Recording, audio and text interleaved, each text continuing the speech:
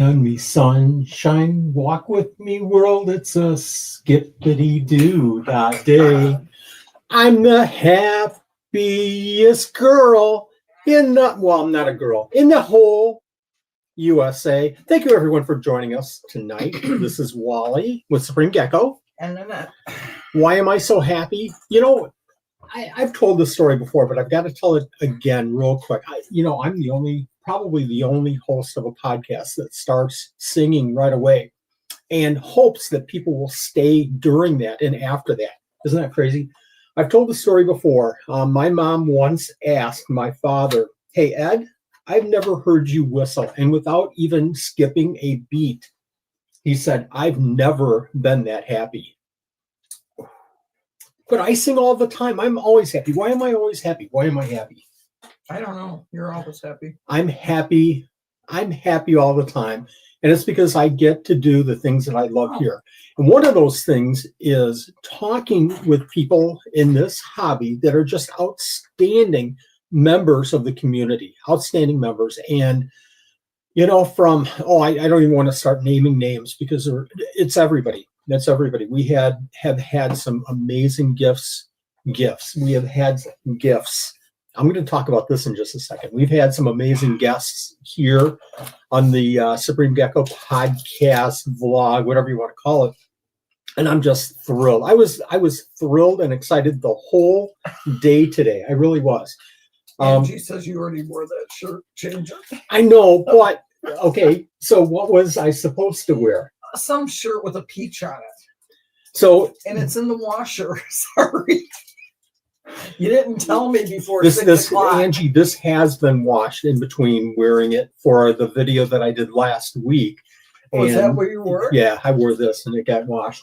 Are you adjusting me again? Well, you got fuzz on it now. So I'm happy because we get to talk to just amazing people. And one of those people is Pulka today. Ian keeps just amazing animals and just as a huge member of the community. So I'm thrilled about that. Thrilled. Who's here, Nanette? Frank is here. JP Lizards is here. Joseph is here. BP Productions are here. Angie is here. JP Lizards is here. Gecko Cove is here. And let me scroll up and see if I missed anybody. Cassandra is here. Oh, I was like, don't scroll at me, and it's me scrolling. Don't scroll, and she's scrolling away. I'm scrolling on my own computer, except for I'm not. I think that's it. Unless you see somebody that I'm not seeing. I'm not even looking. I'm looking at. I am looking. Has the hat been washed? Yeah, we've washed that thing too. Yeah, this one was washed this weekend. Here. Why am I wearing this? Who knows? Who knows why I'm wearing this shirt? Anybody? Why did you need this shirt when you want? Well, why did you want the other? Why did I want the other shirt? Because the other shirt is Eat a Peach. And I'd like to know if anybody knows the reason why I wanted to wear my peach shirt. Allman Brothers, Eat a Peach, which was one of their famous albums. Okay, so I went from Donna Fargo with Happiest Girl in the Whole USA to the Allman Brothers. I have a plethora of music interests just to share with everybody. Hey, Bobby. You were hungry. No, it wasn't about hungry. It was about the Allman Brothers. Where are the Allman Brothers from? Peach. Georgia. So is Ian. So is Ian. Bango. That was why we had to have the peach shirt. That was why we had to have the peach. So maybe if I, time, tell me ahead of time, I'm going to draw peach on here, and I'm just going to put it here. So I don't have a spreadsheet tonight. Diet Pepsi, friend. I don't have a caffeine-free spreadsheet. Sorry, is that what you're asking? I have my notes right here. I hope everybody can see that. My camera is off tonight. It's kind of pointing toward my. So are you? Yeah, I'm always off though. So why am I wearing this shirt? Anybody want to take a guess? Hi, Becky. Well, thanks for joining us. Because you're going to talk about something coming up. What's coming up? She's constantly adjusting. I don't even ever say it. I need a haircut. 12 SDOC. And what does 12 SDOC stand for? Supreme Days of Christmas. 12 Supreme Days of Christmas. What does SIC stand for? Supreme Isopetro. What does SHM stand for? I think you better stop. While Okay, you're so ahead. I'm going to stop on the Supreme head. Hatch material. There you go. Hi, There you go. Becky. So 12 Supreme Days of Christmas. I'm going to jump into Ian's interview as quick as I can here. I don't want to overdraw this out because we need every second that we can get to talk about stuff. 12 Supreme Days of Christmas has already kicked off. What do you mean it's already been kicked off? It's October. It's middle of October. Why? Well, the end of October. Why is 12 Supreme Days?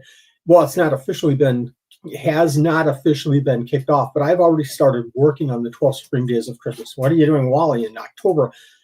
I'm putting together the website. If anybody wants to see it, it's started up already, the 12 Supreme Days of Christmas. You know where the website is. Just look up 12SDOC.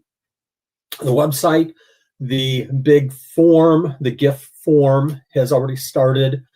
The rules have been changed dramatically, folks. We've changed some of the rules. A couple of things that we're asking this year in addition is we're going to limit the number of local pickups to only the bulky items that cost a lot of money. If you have something small, we're asking you to ship it. Frank's got a link out there. Is that accurate? I'm sure it is. Probably right on. So that, and we're kind of putting a time frame around deliveries. We actually have a few gifts from 2024 12 Supreme Days of Christmas that are still waiting to be delivered. Actually, we had one this week that got delivered, which is super cool. But we just want to see that happen a little bit quicker this year. The evil elf is approaching. The evil elf is approaching. Why did he become evil?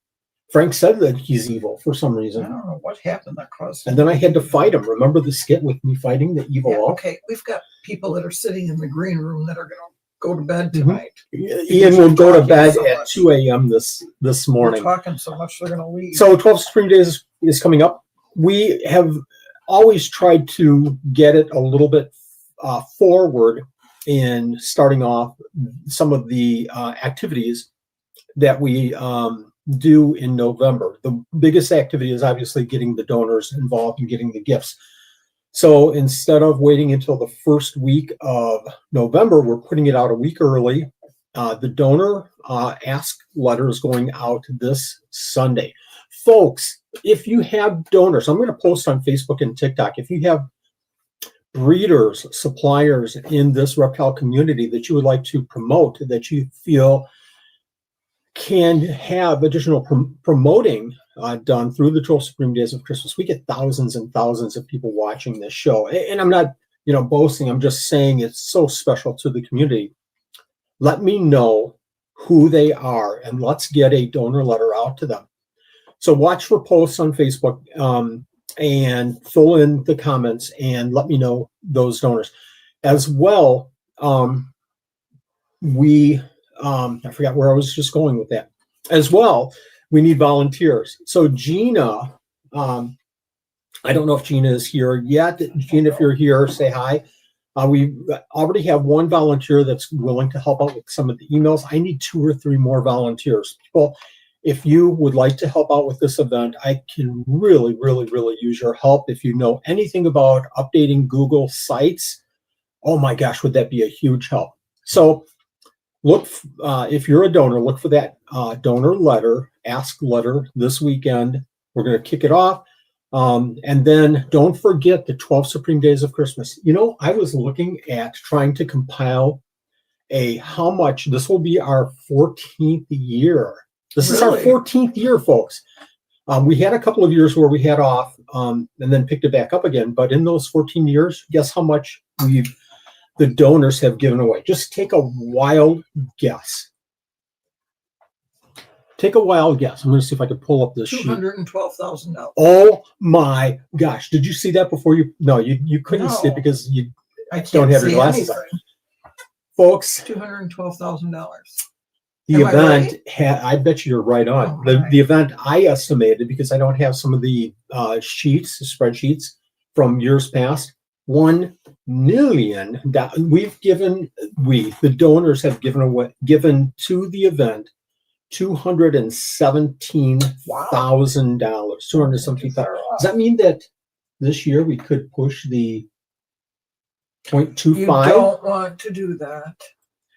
We'll see. It's fun. Remember, it starts the day after Thanksgiving.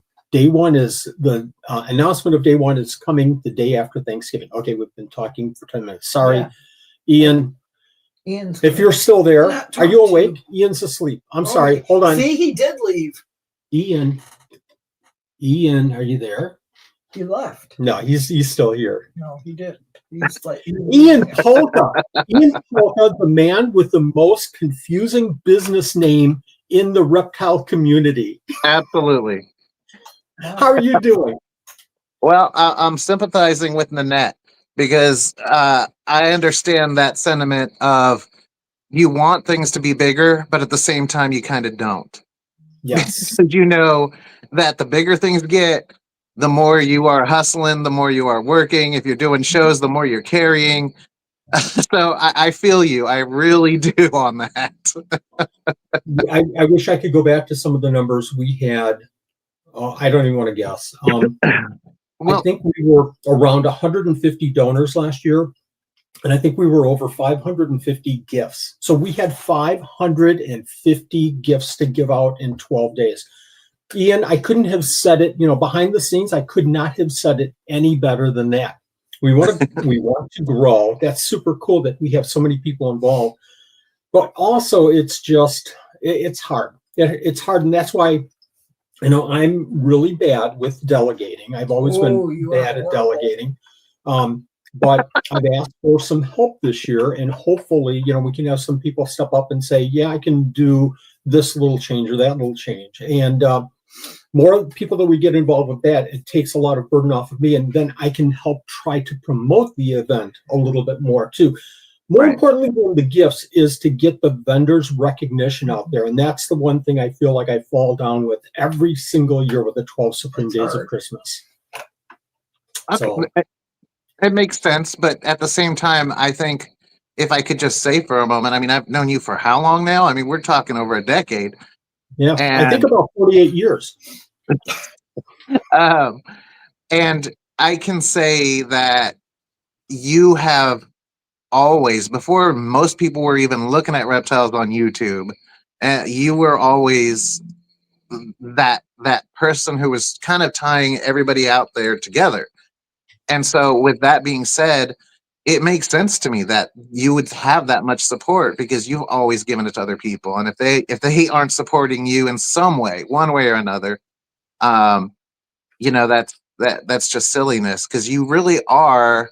You are not the jack of all trades yourself. There's nobody is. There's just too much to learn. But in a weird way, you're like, I'm gonna use a fairly accurate example here. If this is all one big circus and we're all the clowns, you're kind of the ringmaster. That brings.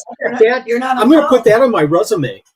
You really are. I will see you doing the isopod people. I'll see you doing the gecko people. I'll see you doing. You kind of bring everybody together, and I love that because while yes, geckos are what I'm known for right now, and have been for quite some time now.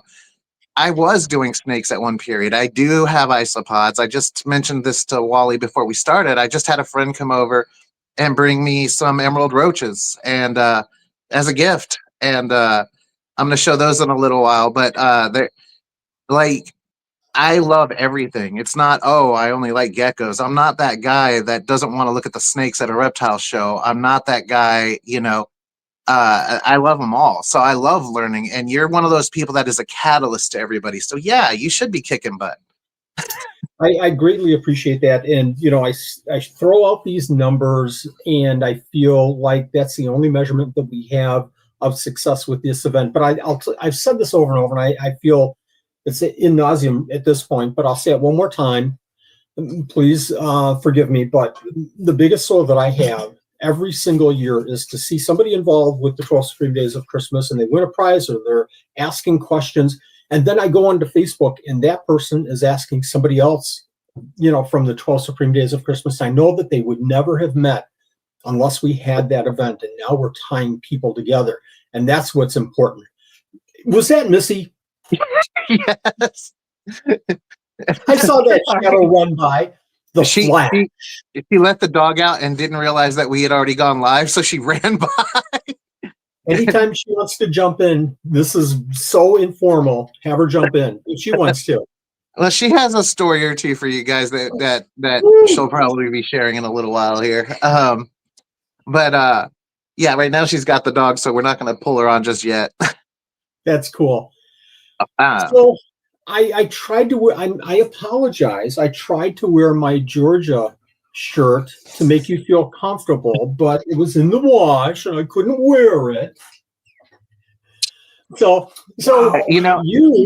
you had this, well, before we get into Georgia and California and stuff like that, who is Ian? Who is Ian and what is your company all about? I know, Wally knows, but I don't think everybody else knows.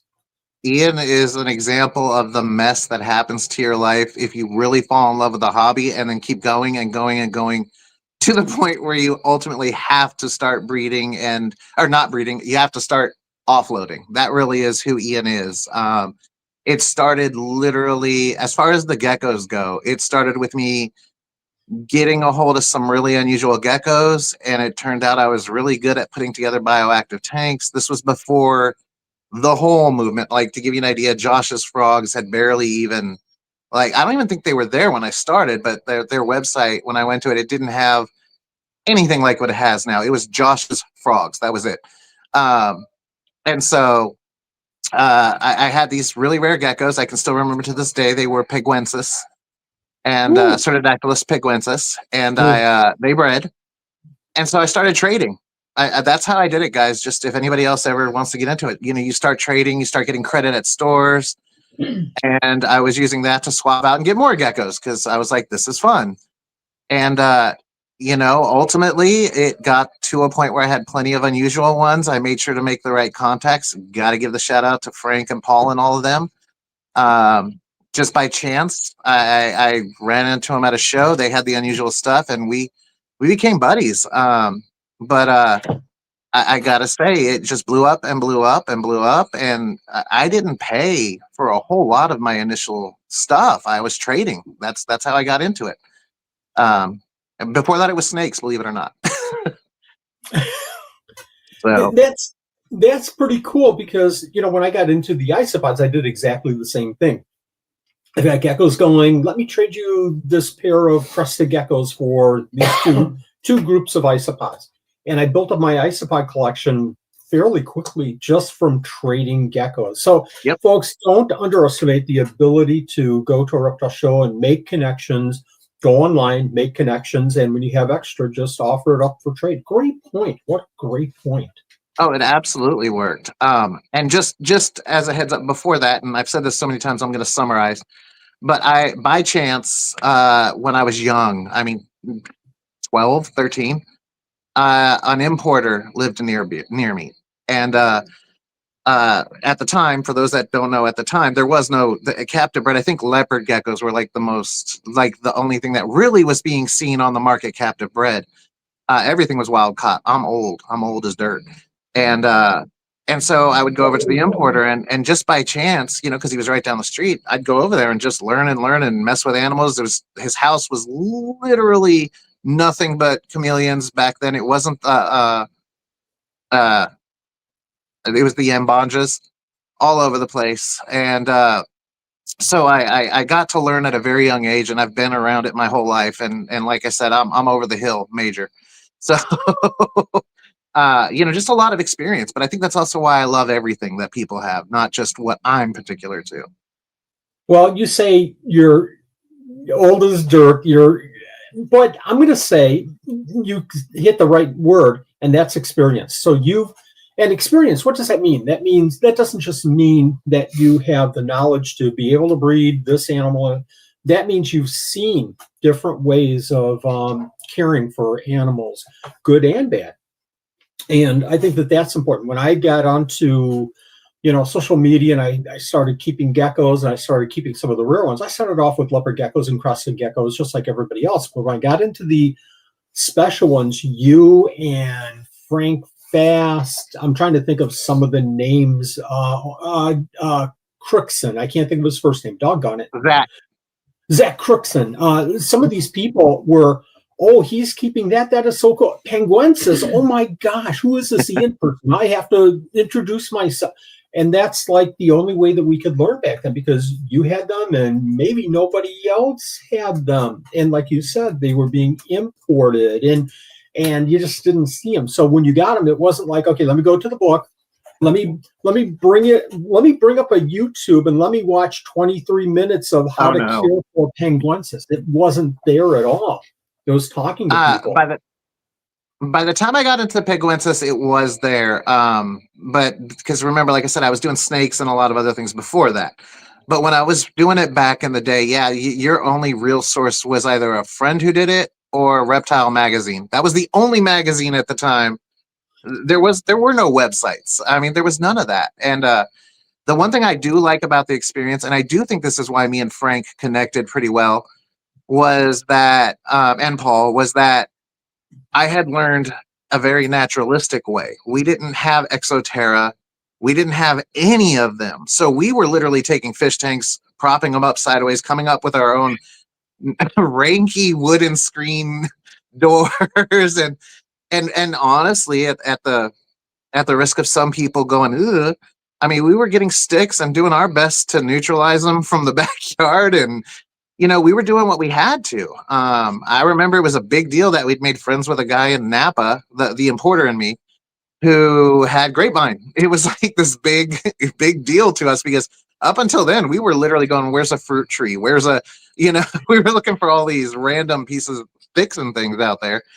And so, yeah, there's not only is it experience, but I think it's a very different experience. You learn what, like, I know there are plants that people frown on that I can tell you for at least 40 years, never had a problem with. Never. And so, I think you have to be very aware of the species you're going to have with them. But there's a lot of things out there that people have a nasty habit of, like, putting a blanket over.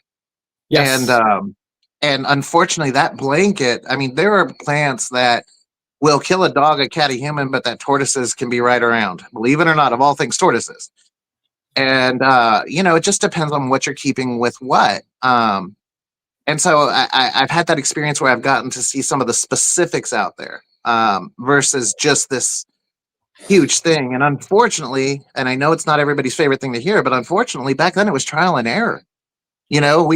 We didn't have all the resources now. And I feel like you should just really quickly. What was that?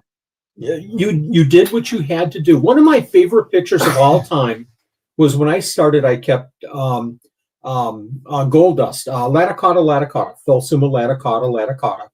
Mm-hmm. One of my favorite pictures of all time is this gold dust on this piece of thing, and it's looking right at me. And I took a picture down its back in the spangly gold dust on its back and the red markings and the blue highlighter of the eyes. It's just a perfect picture. It was so cool.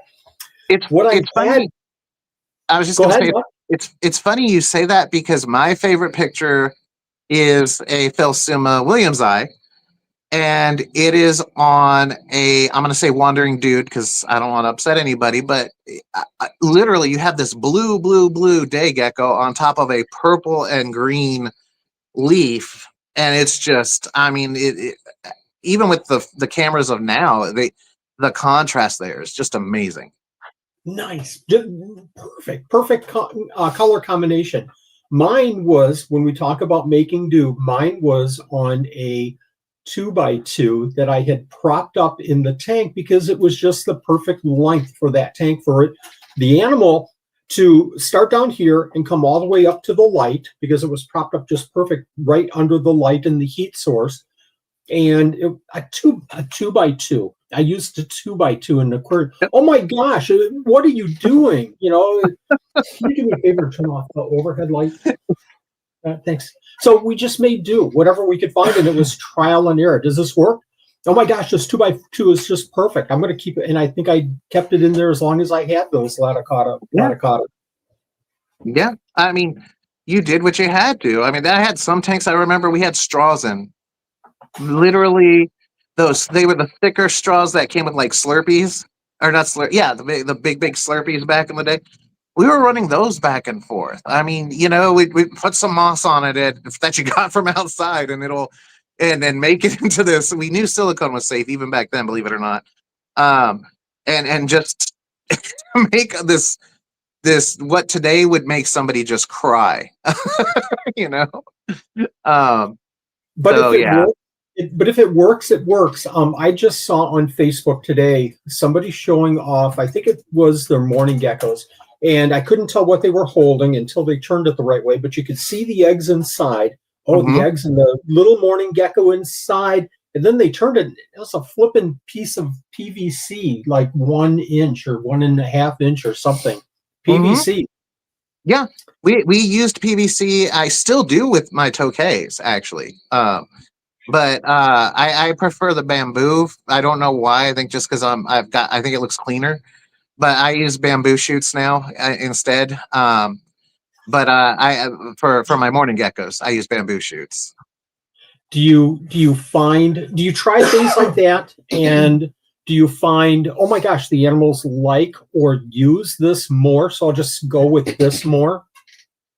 I'm fine. What I've found is that there are some things that they get more drawn to than others, but they seem like, I think it's hard to say if they prefer, only because if they're going to lay somewhere. And so if you give them a bamboo shoot or a PVC, they're going to, if that's all they have, one or the other, they're going to use it as much as they would use the other one because they still have to lay.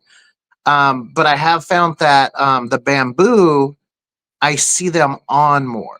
When I'm talking about my tokays, when I was using bamboo, I would see my tokay sitting at the crest of the bamboo, enjoying the heat.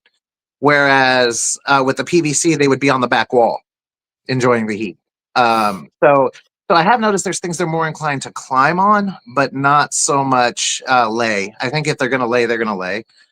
Okay. I'm assuming you're doing everything else right. But yeah, no, for sure. That part, I've noticed a major difference. I have learned how to encourage laying where you want to, but it's with substrate. And how is that? I think I know where you're going, but go ahead. So what I do is I get slate. Like, you literally go to Home Depot, wherever, and you buy slate. And then you go throw it.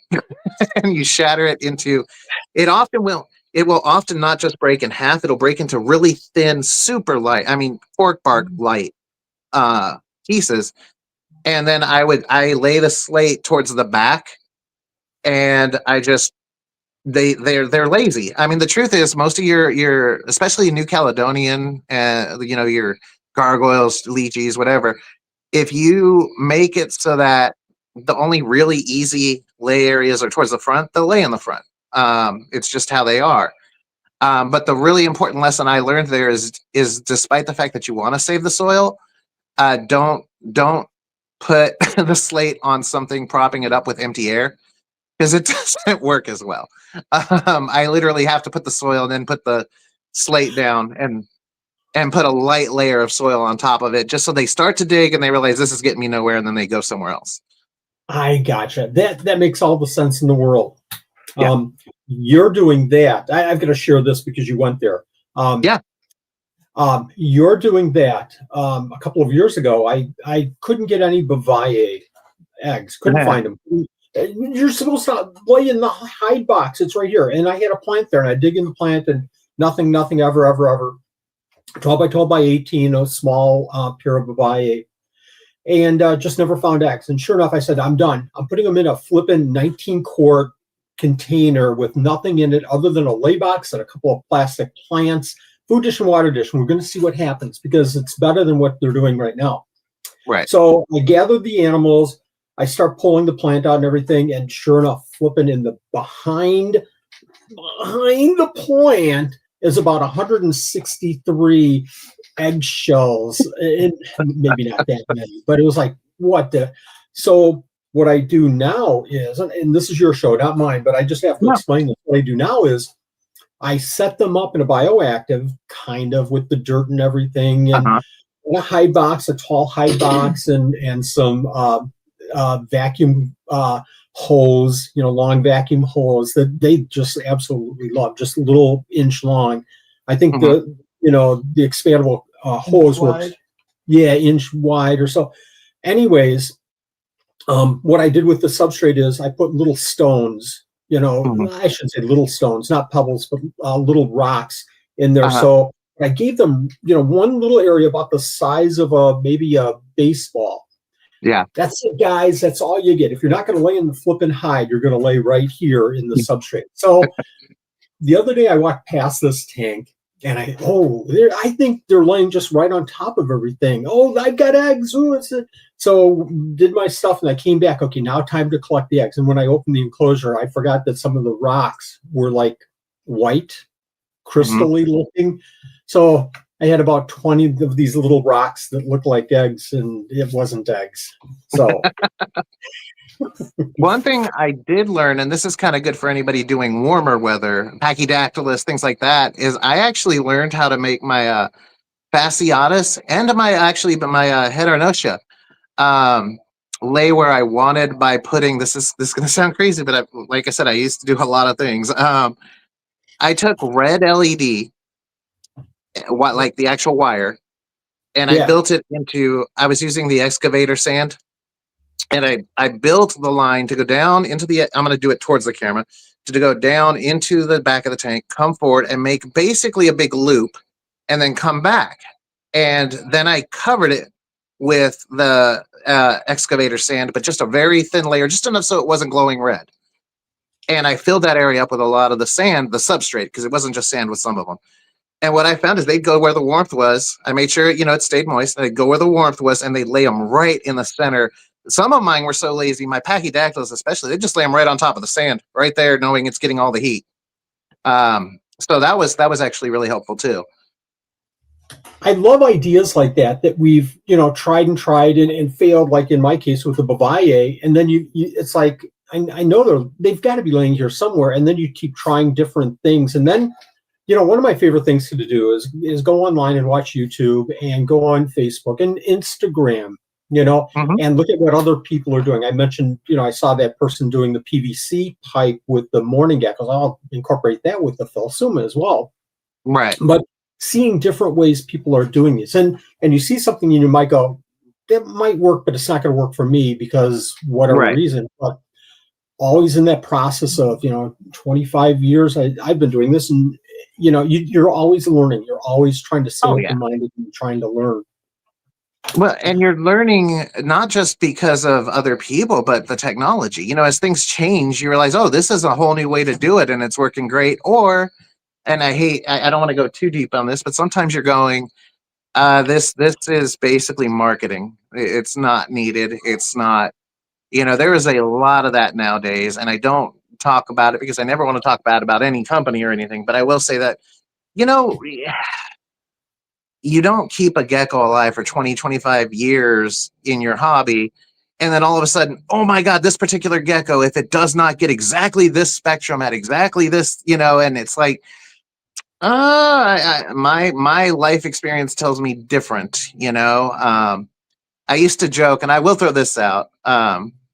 I used to joke that, because people would say, oh, have you seen the new canopy fluorescent lights? And I would just kind of giggle and go, yeah, I just made a canopy at the top of my tank so that they still got a canopy light. I didn't bother buying a whole nother light based on it. And like I said, I've never had a problem, You mean I don't need that $34 fake branch off? I can use a 2x2 piece of wood that is scrap in my. It's hard. It's hard for new keepers to, disseminate this information and then make an interpretation of what's really needed and what's maybe not. They can be substituted. Right. It's hard. It really is. Go ahead. No, I was just going to say, it really is. I can tell you right now that something I learned from Paul back in the day, and was that, you don't have to, some of these animals that you're putting a heat light on and you worry about them being warm at night, in nature, they are literally hugging a rock at night. They are hugging a rock that has been absorbing heat all day long. And that's enough for them to get through the night. And it sounds like, well, that's enough. Well, it's enough that they're doing just fine in nature. So I learned from both Paul and Frank, from depending on different species I've messed with, that, sometimes you just want a really intense light on that rock and they're going to be just fine. And you can go see it, look at night, and they're hugging that rock and they're fine. And you touch the rock and it feels warm to you, even though you're warm. And it's like, you don't necessarily need to have that heat mat for some species. Now, please understand, I'm saying some species. So, but I also think that's why it's so hard, is the species you could learn something about a gargoyle gecko, and then you could get something else that's still rainforest, but not quite the same kind of rainforest, and the rules are different. It really is a study what you're getting. Gosh, that holds so much truth. You mentioned Frank a couple of times, Kolachenko, if I'm saying the name right. I never can pronounce his last name, Kolachenko. I call him Cappuccino just to be a turd, but I don't know how to say it either. And the reason you're talking to Frank is because he's number one, a really good guy. Number two, he's got a lot of experience. Number two, that would be twice that I covered number two. Number three, he's visited these areas and herped in these areas, and he has the knowledge of what to look for and what not to look for. So, we can talk about, Google Scholar and weather apps and stuff like that. But I mean, having that hands-on, I've been there kind of experience is invaluable. I love that analogy of the daytime and nighttime temperature. I was talking to Ryan McVeigh, and you probably know Ryan. Yeah. We were talking about different situations and weather and humidity and all of this. And he said, well, Wally, where are these animals found? I said, well, they're, kind of on the coastal area, blah, blah, blah. And he's just kind of nodding and letting me go on about my, whoa, I looked it up in Google Scholar and I found it. And then he says, but they're on the coast. So what does that mean? Well, they're on the coast. Well, that means that the temperature are probably going to be very consistent. And also, you probably have a good breeze coming in from the ocean. And I'm thinking, oh my gosh, that's another factor I have to consider here. I need more ventilation. So there's all kinds of things to be considered with these animals to take them, from this level to this level to this level. And some of them require that. Some of them don't, like you said. I've heard some people using a 2x2 for day geckos. Some of them don't need all of the sophistication, but some do. Some need that. Oh, and those guys, they and I always include Paul, because a lot of people don't realize that Paul is also, he's right there with Frank. They a lot of those journeys, especially the first, before most people had really heard of even Frank, as far as the rest, the non-heavy collectors. Paul and Frank were doing it together. And so they both just are a wealth of knowledge. But one of the things that I got from them back in the day, not from them, but from one of their mutuals, a guy named Charles, was the Asakas. And those guys, you want to challenge, because, oh my gosh, they are desert. They're desert, but at the ocean. So you're literally looking at a dry kind of environment, a hot kind of environment where there's always humid. Like, they are literally hanging out where if they fall, they're falling in the water. And so I went and bought moonstone that it was all craterous and had that there, so that when it got misted, there was little pockets like you would imagine in an ocean, rocky ocean edge. And so you learn, you really do, like, there is nothing better than talking to someone who actually has been there or looking at the field notes.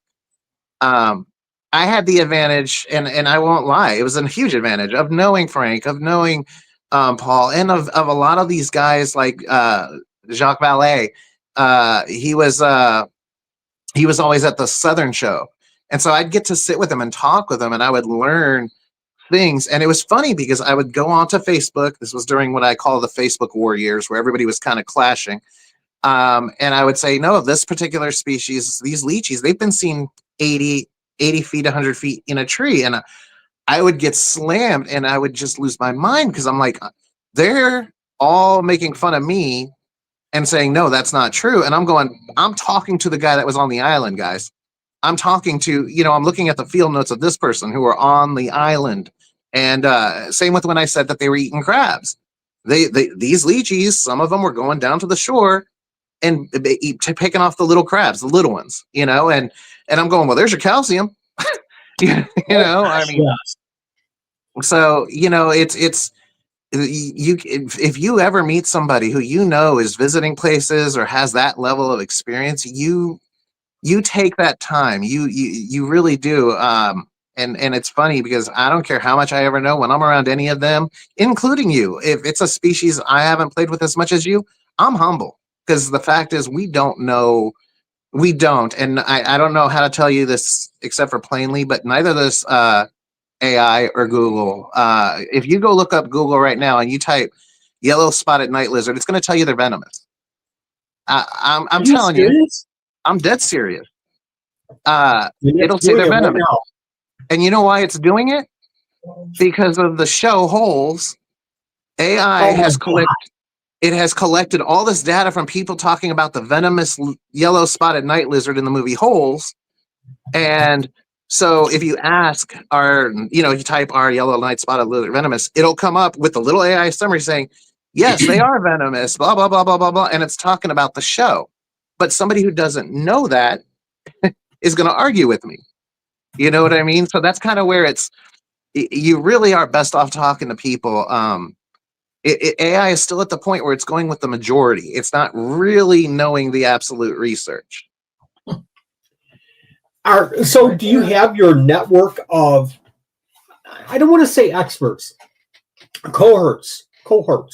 Do you have your network of cohorts that you go to for questions?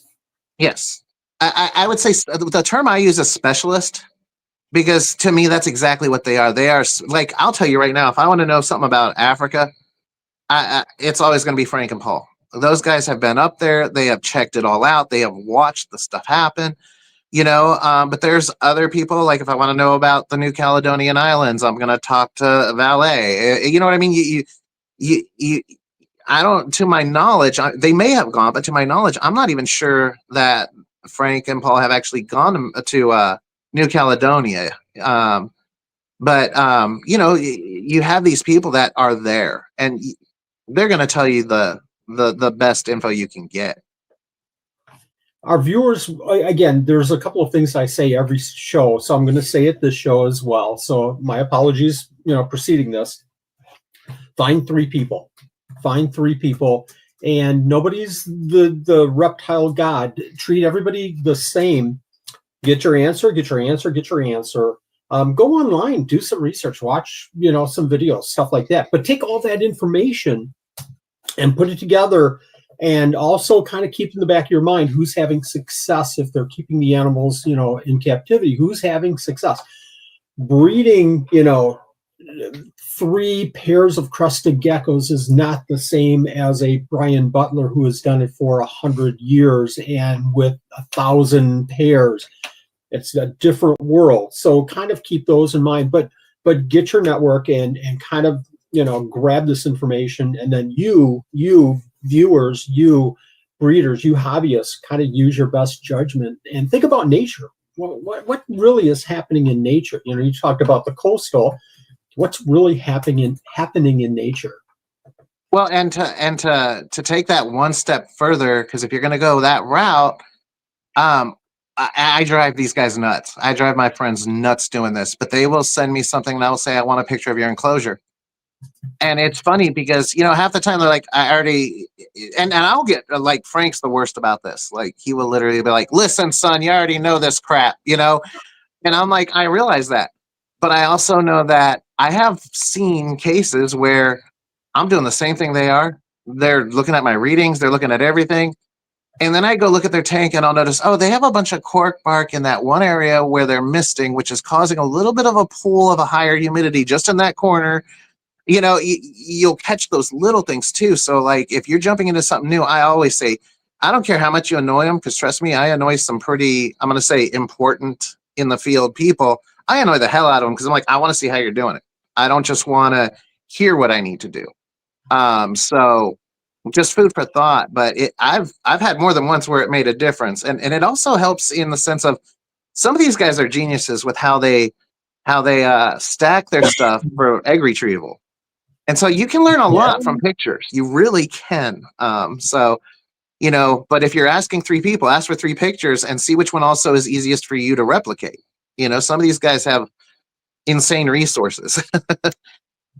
Good point. But the problem is, if you ask me for a picture of my enclosures, I'm going to take a picture and then you're going to come back to me and say, but Wally, you have a piece of poop in the corner. Don't you ever clean your enclosures? Oh my gosh, how your husbandry is terrible. Okay. And I say that you're not going to do that, but I think some people might be reluctant to send pictures like that because, and I'll tell you, Ian, one time I posted a picture of the first Meliai, and there was a clump of 2 or 3 pieces of poop because I spot clean when I absolutely can, but I go in once a week and I do, you know, the full spot cleaning and everything, do more maintenance. Other than that, I'm feeding the other 2 times a week. And I took the picture and sure enough, just got flipping blasted. So every single time I share a picture of an enclosure, it's like, all right, let me go down and I've got to, you know, scrape the glass because somebody's, and now it's in my mind. Now it's eating at me. So I have to kind of go through that process, unfortunately. So here's what I would say to the people who fear that. I would say you have to keep in mind that anybody who's doing this on a larger scale and who is at the level that the people that you'd want as a source are doing, they are fully aware that there are times where those tanks don't look how you want. They are fully aware. I don't know. I've been privileged to go to a lot of different houses where people keep, and I can tell you that there's, I'm never going to say names because it's kind of the same thing. You don't want any trolls, but I will say, like, we have one friend that the joke is that they have a lot of spider webs. My wife's over here laughing. She knows exactly who, but there's a lot of spider webs in their reptile room because let's face it, if you're doing it right in a terrarium, there's a possibility spiders are going to like it.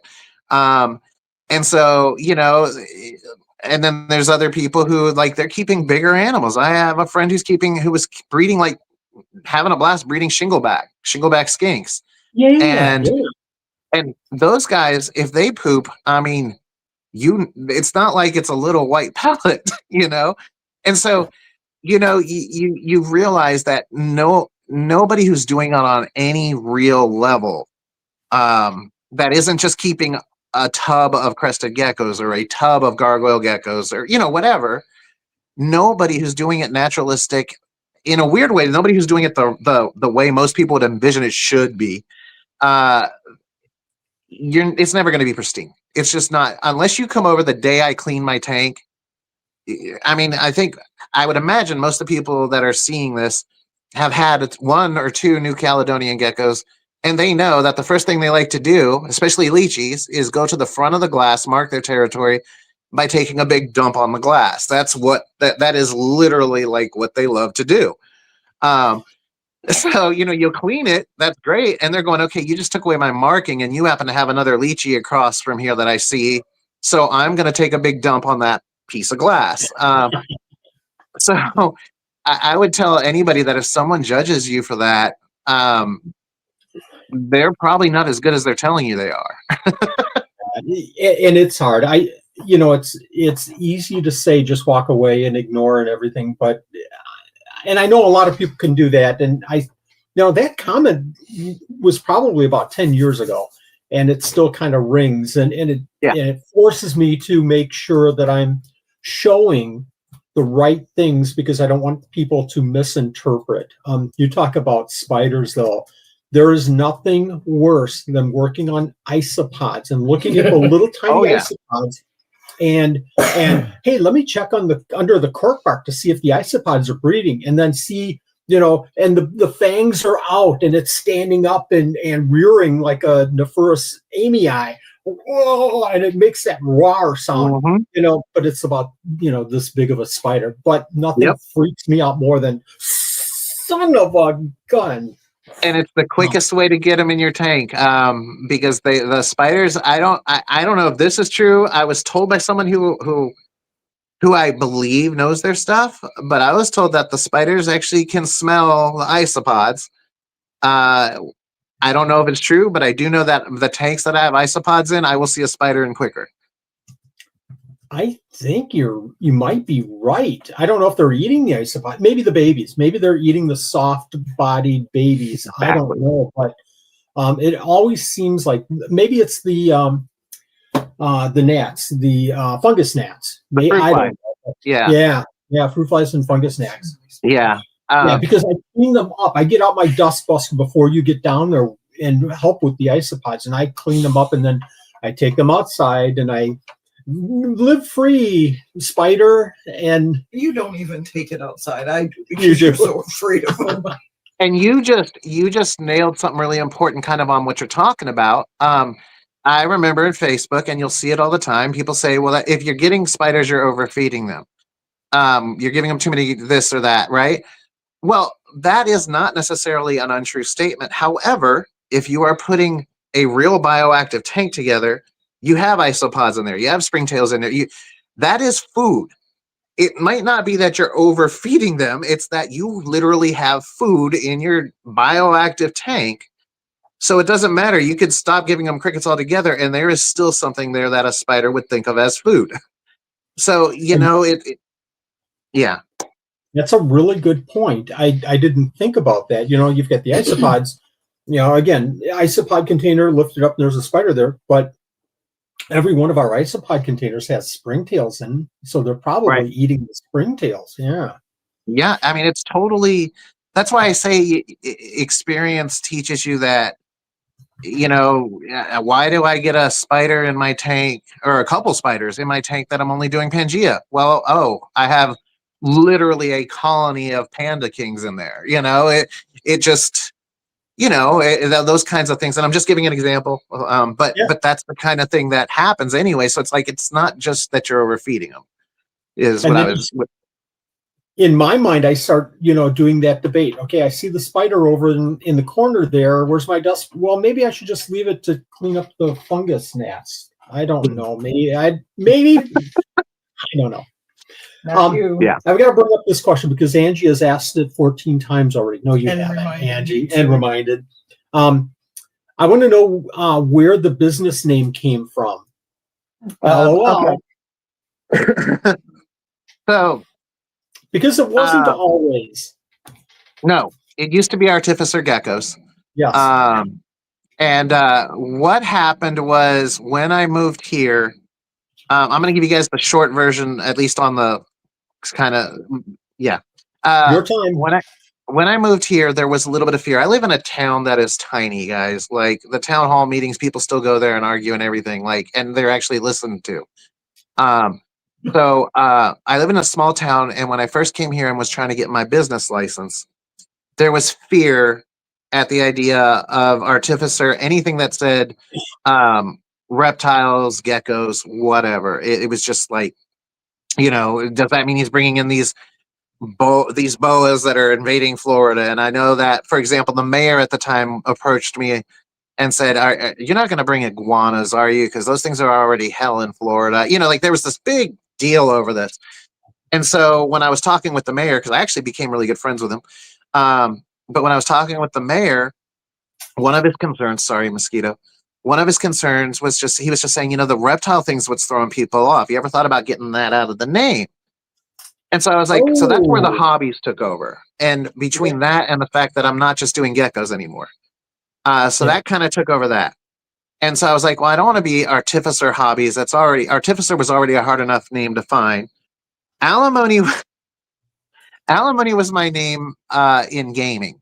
and I named myself Alimony because nothing pissed off another guy like them logging into their game and seeing the words alimony, you've been robbed by alimony, or you have died, alimony has killed you, or, things like that. Like, I would get so much hate.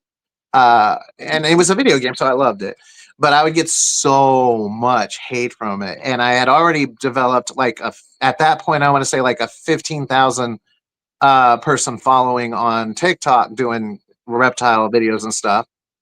And so I was like, okay, they already know alimony. A lot of people knew alimony. So I'm like, I'm going with alimony hobbies because it expanded what I could do. I wasn't limited just to geckos. In this town, I can do plants. I can do, all these different things. And it's all part of the hobbies. And then the alimony part, we came up with this realization that after my divorce, and I started over, because I did go through a divorce, a really bad one. To give you an idea, I ended up full custody of the kid without even having to go to court. Alimony became it was like I found my new passion. I'm married to the hobby. That's why I don't know if you ever see the shirts or whatever, they'll say alimony and then they'll say married to the hobby, because that literally was, and kind of going back to what Nanette was saying about the 12 days of Christmas. You're married to it once you're involved in it, and it's just like, it's work. So I am literally, it might as well be my alimony. These geckos are like an alimony to an ex-wife, because I have my wife and I love her to death, but she'll tell you that those geckos get a whole lot of attention and money. So yeah, it's a focused attention. A lot of us. Yeah, and the whole reason for the 0, like on TikTok and in certain places, instead of the O, was so that the people I had really, really made mad by taking them out in a game or whatever couldn't find me to come get me back, because they would search for alimony with an O. So that's really weird. Yeah. Outstanding. So Frank's asking, what games have you played? Oh gosh, I've played a lot of the ones that most people have heard of, like your Call of Duty, your Half-Life, Counter-Strike, all that type of stuff. And then what I was playing back in the day when alimony really started to make a lot of people mad were siege games like Clash of Kings, Clash of Clans, games where people would log in the next morning and see this person did this to you. And that's why, and I realized that despite a lot of other really trolly names, alimony really does hit a nerve. Even today, I'll go into somebody's TikTok who doesn't know me, and they'll be in their live, and they'll be like, alimony, oh, that's a troll. And they're already triggered, and then they'll look at the account and go, no, a troll wouldn't have that following. And they'll be like, what the hell is this? And they're already mentally triggered by that name. And it's like, oh, that person's been through some stuff, So in video game world, it was the quickest way to set someone off. I've got to mention just real quick. I'm on Facebook and I'm on YouTube and a little bit on Instagram. Mm-hmm. I consume TikTok. I feel like I put out a video once a week, or probably not even that. I just consume it, and I should be using it more. You use TikTok. Yeah. You use TikTok to its fullest, I feel. I tell you what, folks, and if you want to share your TikTok or give me the TikTok afterwards, I'll put it in the description of the video. Tell people why and how you use TikTok, because you are unique in the sense that you have your certain following and you talk about just like anything. Yeah, my wife's over here cracking up as you're asking this. Yes. Okay, so I no longer, I a long time ago abandoned that thought that I was going to be this authority on anything reptile. I don't even believe there is one anymore. An all encompassing authority. And so I decided on TikTok that I was going to, originally it was going to be nothing but the geckos. And if you went back far enough, it really was just geckos and me building like the cloud, things like that. That's all it was. And what happened was I got a decent following pretty quickly. And then I went live and I started to show, I would go live. And the reason I jumped on TikTok was I liked that you could go live from your phone and you could do 15-second videos, and you could just, like, if I'm sitting there and there's a cool thing going on with a gecko, I could catch it, or I could go live while I'm digging for eggs, because that was before it was so easy to do it on Facebook and all these other things. And so what happened was I was going live showing baby gargoyles or whatever was hatching. And one guy came in and he offered me what was called a drama queen, which at the time was the biggest gift you could have if I would take a shot with him. And so I was Okay. like, okay, I'll have a shot. Well, stop laughing. That caught on. And so what was happening is people were giving me these gifts because they thought I was more fun when I'd have a drink, not get drunk, but definitely get a little bit feeling it. And so what ended up happening is I started to make some really good friends who weren't reptile people, but loved to look at the reptiles. And I started to build this really crazy community. And what it ultimately turned into is I was doing, if I was live during the day, it was reptiles. If I was live on a Friday night, I used to call them Insomniac Lives. It was literally meant for anybody who had a kid with through a divorce, whatever, and couldn't go anywhere. It became a way for us to feel like you're kind of at a bar or you're kind of in a club, just talking with people, but your kids, it's okay. Your kid's in bed. So you're allowed to, just kind of have some adult interaction. And like I said, this is back when it was harder to go live on many other things. And so that's what happened. It became like this all-encompassing thing. So now I use TikTok all the time because I have friends all across the board there. There are reptile people there. I mean, you know that. You're there with me at times. Yep. But there's also, I mean, I have friends that do some amazing things that, I've gotten to know over time. I have friends who skydive and they'll literally run a TikTok of their whole skydive. I have friends who scuba, everything. And so it's just kind of taken off. It really is an all-encompassing thing. And of course I make a lot of jokes on there, especially about things like me and my wife and things that, she goes through and I go through in marriage, and it's all in fun. But yeah, the reptiles are my TikTok's more than just reptiles. And I hate to say this, but I don't mind sharing the name, but I just need people to understand that that is not a reptile page. It is literally like knowing me. If you've ever wanted to know somebody who breeds and wondered what their life's like behind the scenes or wondered what they think about, it's more like that for a reptile person. And I do take shots at people. I do not take shots politically. I don't. There's just no reason to me to upset someone else or not upset someone else over that. So I do avoid that. But other than that, there really isn't much I won't talk about, especially if I'm live. I was going to try to add something different to the conversation as far as try to explain my experience with what you're doing over there. And you just explained it perfectly. It's your life kind of behind the scenes, not all reptiles. And it's just watching your life, and you talk about regular things, but in a great, fun, entertaining, throw a little bit of drama in there. Not a lot. I don't like drama. I really don't. But a little bit is pretty cool, and especially without politics, and in a good-hearted way. So just perfect. Lots of fun. And that's why I kept saying on Facebook, this is going to be fun tonight, because you are a fun person in TikTok. What about TikTok? You said it on no, TikTok I said it on Facebook. Yeah. I just go on TikTok to consume at to 2 o'clock to watch. At 2 I o'clock. also found that on TikTok, it's much easier for me to, like what we are doing right now. I could literally say, hey, when this is over, Wally, right now, right in the live, I can say, hey, why don't we go live on TikTok for a few, and you can be in a window with me, and we could keep going with this conversation and say, but let's not just talk reptiles. What's going on with the kid? What's going on with the, TikTok really is, in my opinion, the best at handling a multi-person live on the spot. I mean, even with the way we do it, that there's okay, we need to do a sound check, we need to do a voice check, we have to log into the site, and we have to do this intro, all these things. Whereas with TikTok, I can decide to go live right after this, and if somebody else has TikTok and it's working for them, they can jump in a live with me right then and there.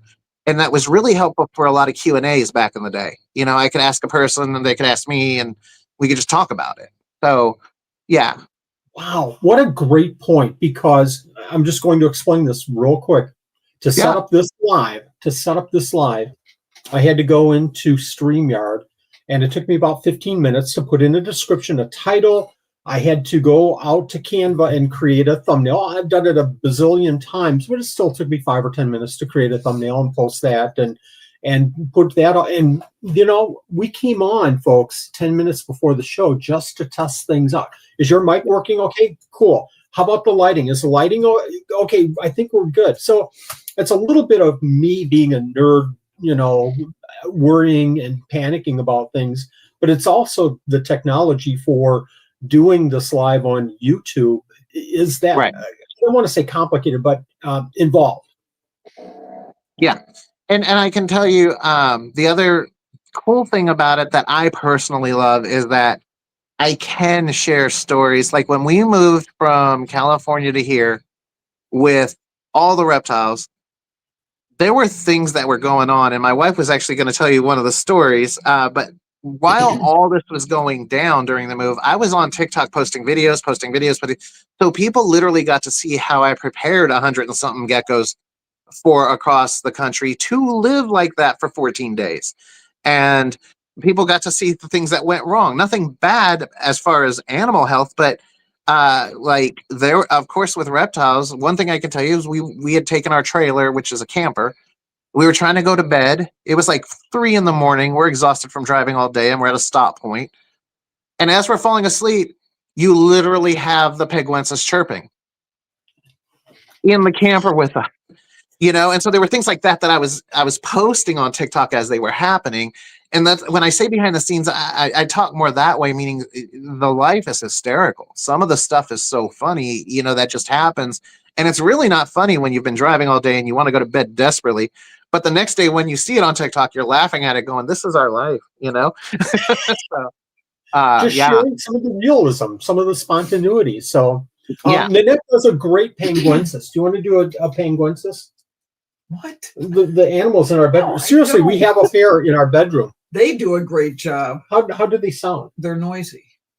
You can't do a penguensis? No. Oh, I'm disappointed. Why did you move across country?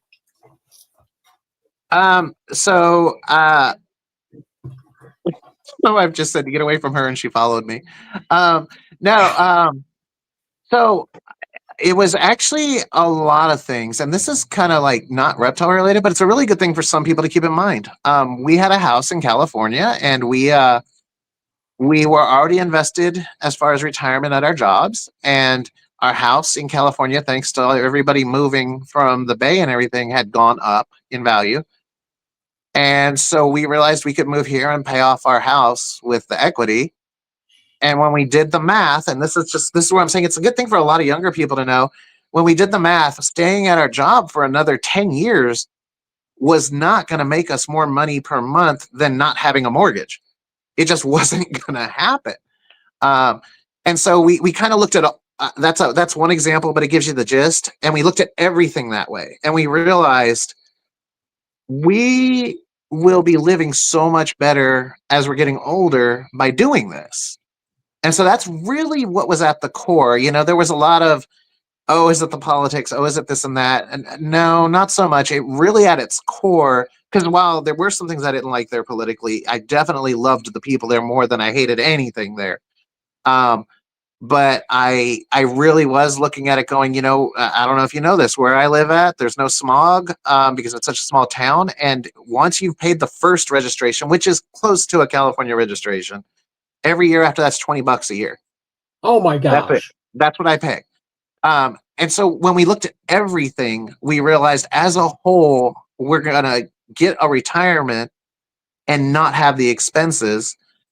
And so, and even the reptile shows, one thing I can tell you that is a huge difference is you don't make as much at a reptile show here. You don't. But the dollar goes way further here.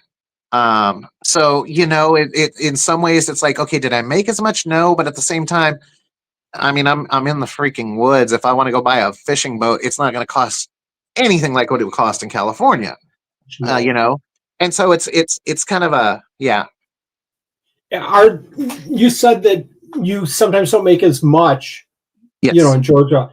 Is that because of the location? Is it because of the size of the shows? Is it because of other factors, do you think? I think it's a combination of things. Yeah. I think in some ways I've gone backwards in time. When you go to I just came back from the SAC show. And I had forgotten just how common what things people here would consider rare are. Out here, I really, for a while there, when I first moved here a few years back, it was hard to sell a gargoyle. It was just starting to it was starting to escape the crest. I'm going to call it the crested bubble. Yep. Okay. It started, Yep. and now, especially now this year, I'm seeing a lot more people come around who are wanting to go, and it's great because they come to me and they'll say, "I've had a cresty, I've had a gargoyle, I've had these things," and what is something that's outside of that more common area that is similar care?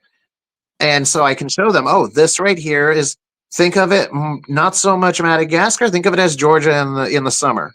It's a little drier, but it's still a rainforest. It's still very wet forest. And so it's really neat watching that happen here, because that's kind of what happened when I was in California doing all the rare stuff a long, long time ago. So, yeah. Is it more of a kind of a teaching moment for you in kind of walking the keepers through this process? In Wisconsin, I kind of feel that a little bit. I can go on Morph Market and I can see Bavaye and I can see Gonatoides and I can see, but nobody knows what those are. Here Right. in Wisconsin, I shouldn't say that. I apologize. I didn't mean it to sound like nobody knows with it. But it's rare for somebody to know what those micro geckos are by name. Right. So it's a teaching moment. So I can have something like you were talking about Heteronotia benoye before. I can have those on the table, and people are going, how big do they get?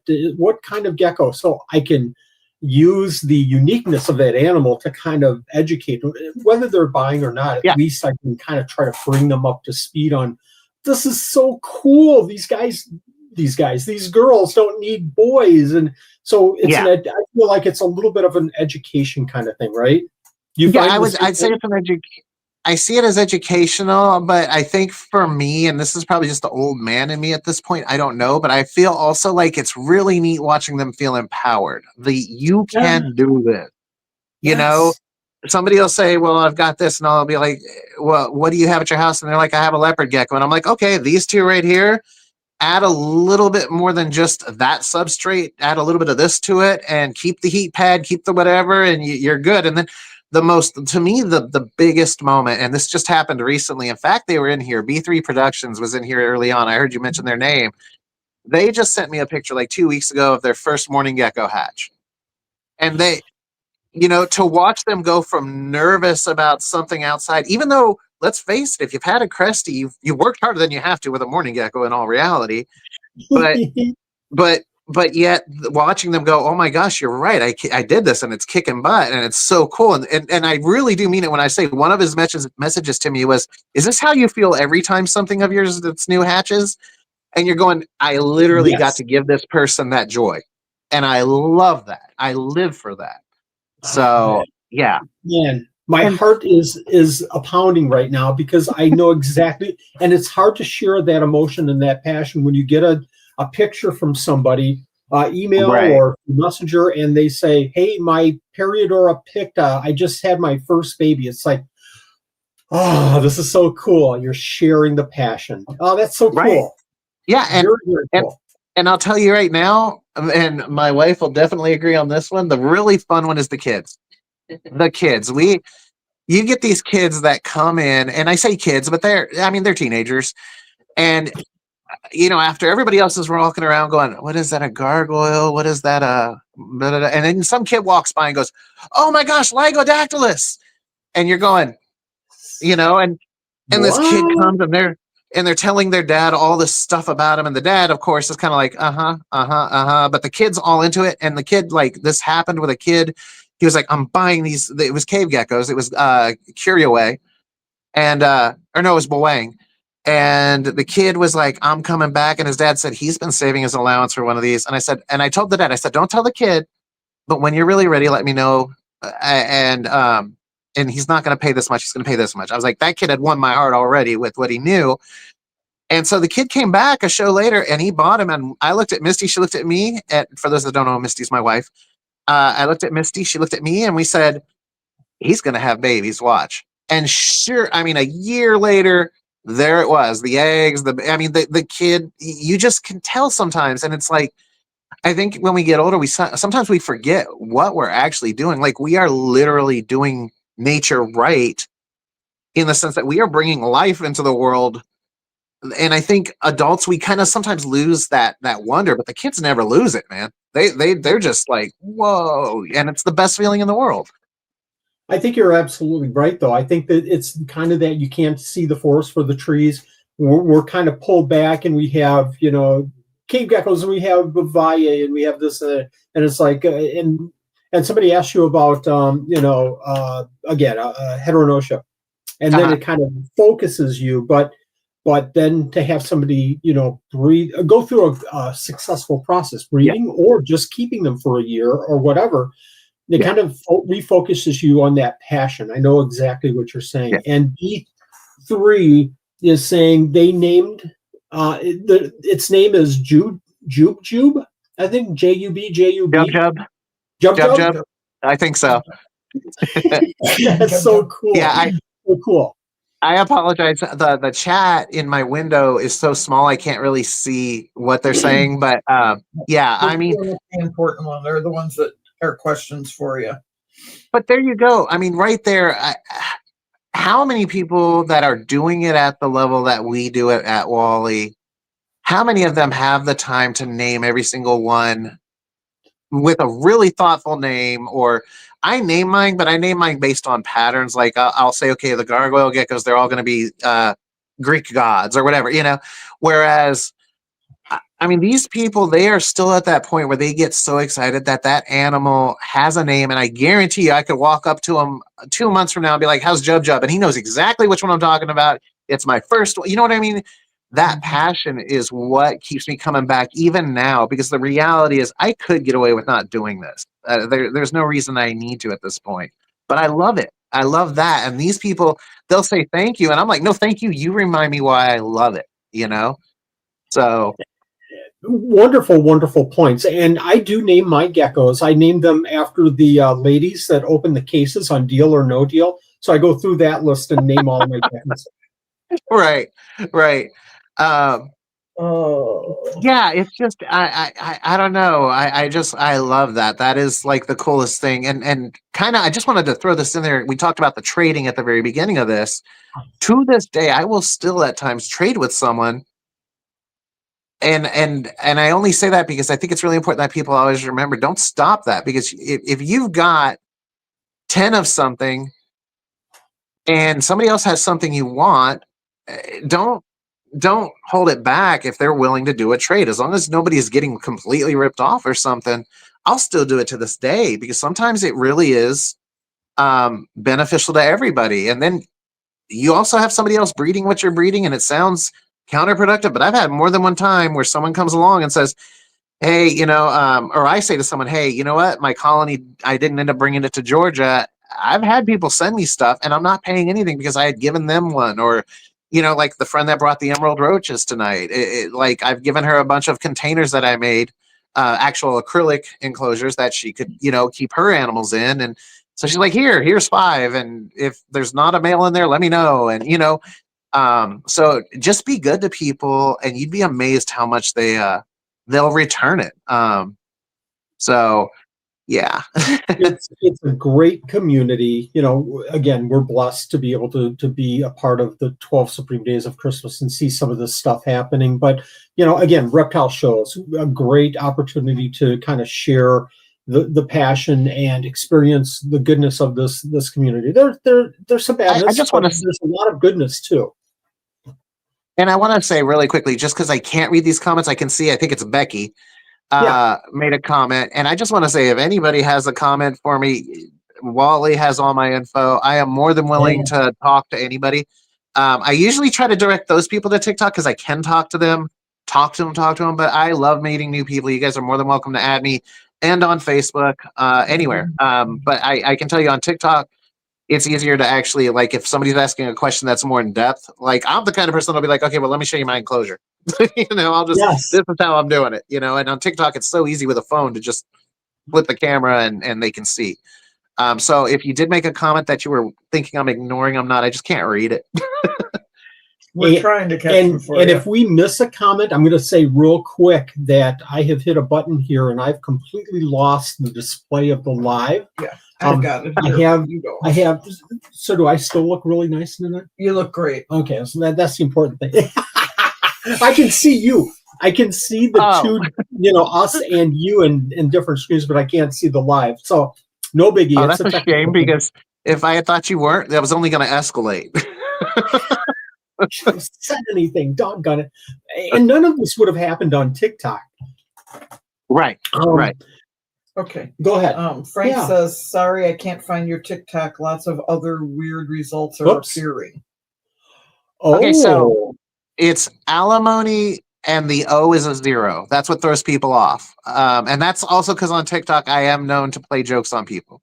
They're not mean jokes, but they're jokes. And so sometimes I'll mess with somebody and hide, and then later on I'll add them, and then they'll be like, "Oh, okay," But you want ALIM0NY. It's just alimony. It's not alimony hobbies on TikTok. Okay, Becky wants to know if the chameleon can go in a converted 10-gallon. I would say unless you're talking about pygmies, I wouldn't suggest that. I've seen pygmies done, but honestly, I feel like most chameleons need either a screened enclosure or an enclosure with a fan system. That back in the day, like I said, we used to have to make things work. I actually learned that a lot of chameleons do just fine in a fully enclosed enclosure that is not screened.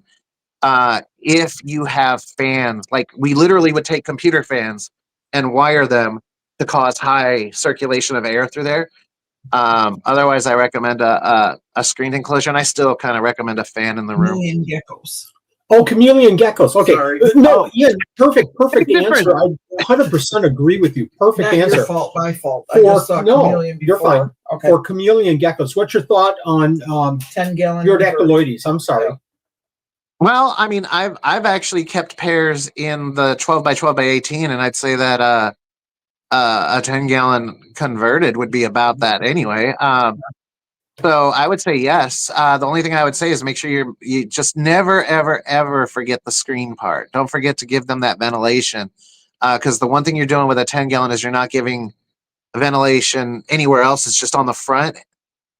So be aware that your substrate's going to dry out much quicker because it's right up against the ventilation. And number 2, be aware that it might not be a bad idea if you have the ability to. And me personally, I would probably actually drill a few holes in the top. That's just me. But I would keep that in mind. And then the only other thing is, of course, any lighting that you're going to use. Like my chameleon geckos love a basking light, but not a hot light. I literally take a plant LED, I put it flush on top of that screen, and they are on that vine right there sucking it up. And I don't know how you'll achieve that with the glass, but other than that, yeah. I would say yes, you can. Point. Do you think that they're using that? You said you have a screen top and you have a light right on it. Do you think that they're using that leaf and they're basking there for the light, or do you think that they're basking there for the heat? The heat. 100% for the heat. Agree. And I would say the reason I can say that is because not only have I noticed that they're there, I have noticed that it's really common with a gravid female. And I am pretty sure she's. I have a theory, and I'm not, guys. This is not me saying it's just fact. I have a theory that a lot of the geckos that people think need heat to breed or successfully blah, blah, blah. I have a theory that they are actually kind of incubating them before they ever get laid. And I say that because I have seen too many, especially the velvet species, the velvet, not the, oh my gosh, I'm drawing a blank on them, but the Blazodactylus types, the Madagascar, I have noticed that the females, when they are gravid, when you can see those eggs in them, not when there's nothing there, but when they are like, it's like, oh, this is maybe 10 days, 5 days from laying. I have noticed that they hug upside down on that screen, that light. And then the rest of the time, they're nowhere near it. And the way they hug it, it just makes me think they're warming up the eggs. I know there's no science behind it. Do not think I'm saying it's a fact, but I have noticed that. Interesting that you say that. This year I had a morning gecko tank, a 12 by 12 by 18. I had 3 morning geckos in there, well planted. And I put a light on it because it just seemed a little bit dark. I had a cheap, LED light over several exoteros. So I put this little tiny light on it just to give it a little bit of light. And they all, within a day, they're all right at the top hugging it. And now that you say that, incubating the eggs thing, I bet you, I'm sure that they wanted a little bit more heat. It's a pretty tall thing, 12 by 12 by 18 for a morning gecko. But I bet they were up there just kind of going through exactly what you were saying. So I don't like to talk too much about things that I feel like people are gonna, for lack of better words, contest. But I'll tell you, one of the things that convinced me was my cave geckos, my Goniosaurus arianus. I saw some behaviors I had never seen before when the female was gravid. I literally saw my primarily ground-dwelling gecko hugging the screen in the morning, pure sunlight in the house, hugging the plant light. And when I looked, sure enough, there was 2 big white honkers in there. And so, like, from seeing things like that, where I'm going, that is not only unusual behavior, you just don't see them hanging upside down from a screen hugging a light in California, not Georgia, where it's warm already. But she was just, and not her whole body. I used those plant lights, and it was this way. So, like, if this is the light, the gecko's this way against the belly. And I'll just tell you, I just got to throw this out there. Anybody who doesn't know what I'm talking about, I usually use Lugardi's plant light. So if you look up Lugardi and their plant light, it's like a little square light. I like it because it's the one that's got the waterproof shield on it. And so, go Google that and you'll see what kind of light I'm talking about. Nice. You'll know it's them because their symbols looks like a Lamborghini symbol, but with like a gecko or a lizard or a snake in the emblem instead of the horse, or not the horse, the bull. Yeah. Very I have to ask a real quick favor if it's okay. My wife's out here, and I know it's because she knew at some point she might be telling you a story or two. So is it okay if she just talks for a quick second? Oh, definitely. Absolutely. I have $10 in my pocket that if she joins, I'll donate that to my favorite charity. No, go ahead, Missy. Sorry. Come on over. She's just going to tell you a quick story about when we were driving across country. I will be right back. I'm going to grab some water. I want to hear this. How's it going, Prince? Hi, Missy. How are you doing? I'm good. How are you guys doing? It's been a bit. I think you're good. We've met before. I think that you know Nanette. Yes. And so is this story Hello about again, Nanette. Hi. Is this story about Ian? Are you going to spill some dirt on Ian? This is about the life of being married to a reptile keeper. Ruh-roh. And so I love reptiles, and like you probably know that, but for those of you who don't know me, I love reptiles. When Ian and I got together, I was like, I love snakes, I love geckos, I love lizards. I don't like bugs. Okay? I don't like bugs. I'm happy with them being outside and me being inside, but I don't do bugs. Like, don't bring them in my house. Nothing. But, a lot of these geckos and lizards eat crickets. And so here we are. He's packed up hundreds of animals. We have a dog and a cat. We brought 3 fish tanks with us. And so we're driving across the country from California. And we stopped in LA to visit with some friends that were also reptile keepers. And while we were there, Ian says, I think I should get some crickets just to make sure I can feed the animals as we're on the way across the country. And I was like, okay. So he goes in and you know how it is when you buy the crickets, he just gets a bag of, I don't know, it was like 500 or something, in a bag with some air. No. And we had the fish tank in the back we have a Yukon. So we have the fish tank in the back. So he said, well, I'll put it in the fish tank and I'll just open it a little bit so that they can get some air, because I don't want them to die. And it'll be fine. I'll clip it here. They can't get out. We're good. And I'm like, okay, now mind you, I get car sick, so I do all the driving. So I'm happily in the driver's seat. We're cruising along. We get through New Mexico and Arizona, other way around, but you get what I'm saying. And we're driving along and I get a bug on me and I'm freaking out. I'm like, there's bug on me. There's bug on me. Get it off. Right. And I'm towing a trailer. And I'm like, okay, we're fine. And then there's another bug on me. And I'm like, no. Houston, we have a problem. And so I am trying not to wreck this trailer. But there's crickets that keep landing on me. And Ian is like, he's saying the proverbial, it's okay, honey. It'll be fine, honey. Calm down, honey. Like, did not he calm. say it's only a cricket? He did. It's only a cricket. No. Get it off.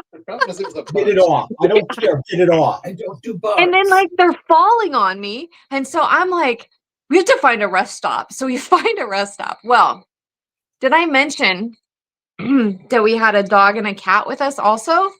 Oh no. Because Chasing him. the cat was screaming her wee little head off. So we said, well, we'll let her out on the harness and the leash and she can wander around.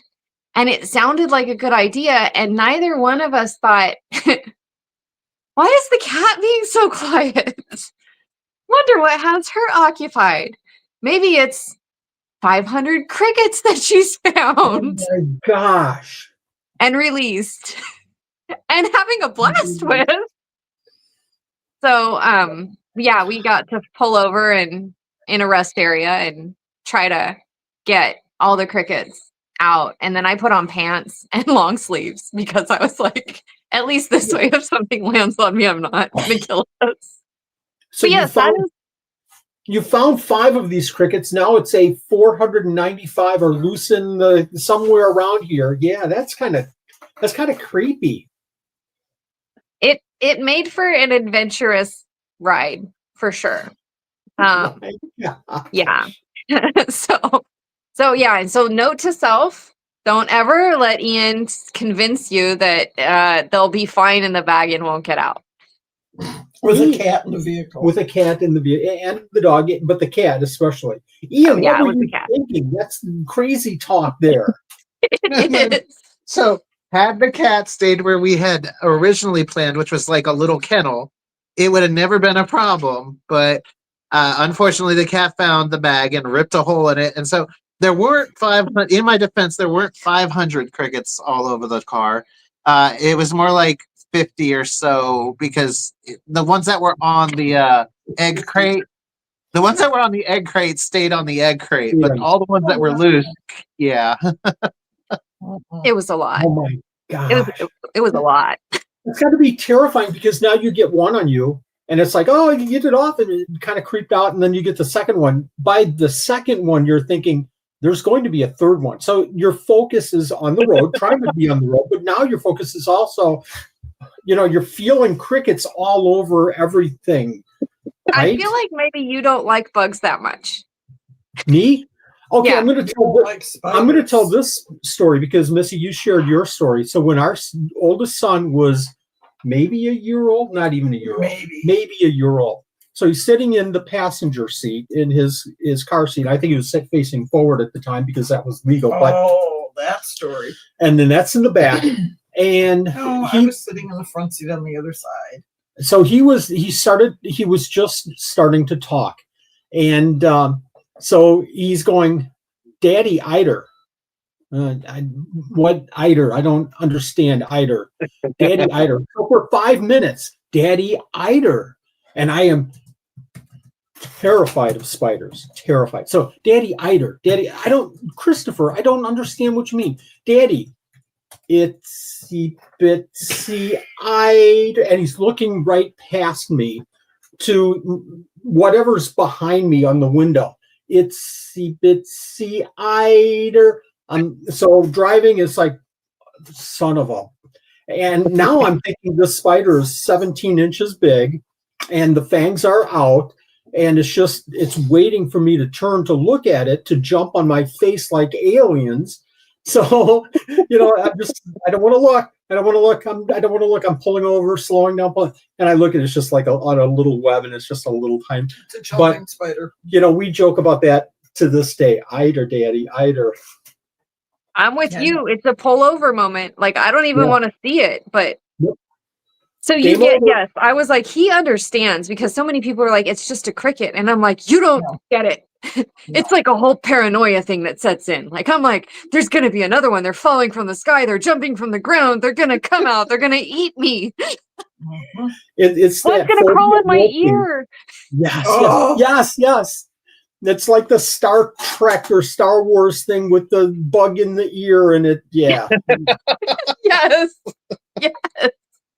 So that is life with Ian. And then, like, I would say that that's a good summary of the adventures of us. And we just laugh about it and we have a good time, but now it keeps me on my toes. And I'm sure in more ways than one. Oh, yeah. Oh, yeah. I mean, you mentioned that he has a TikTok. So in many more ways than one, because he's the personality.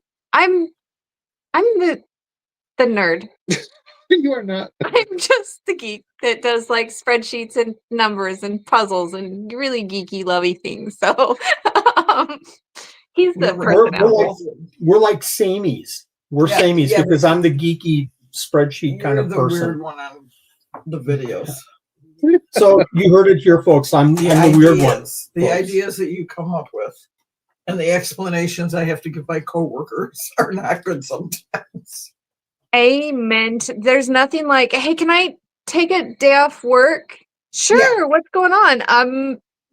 UPS is going to be delivering some frogs, and I really need to be there for the live animal delivery.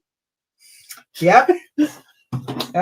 Every week I get from one of my bosses, where are you going to be this weekend for a reptile show? What are you going to bring back? How many crickets? How many worms? Hi, USPS.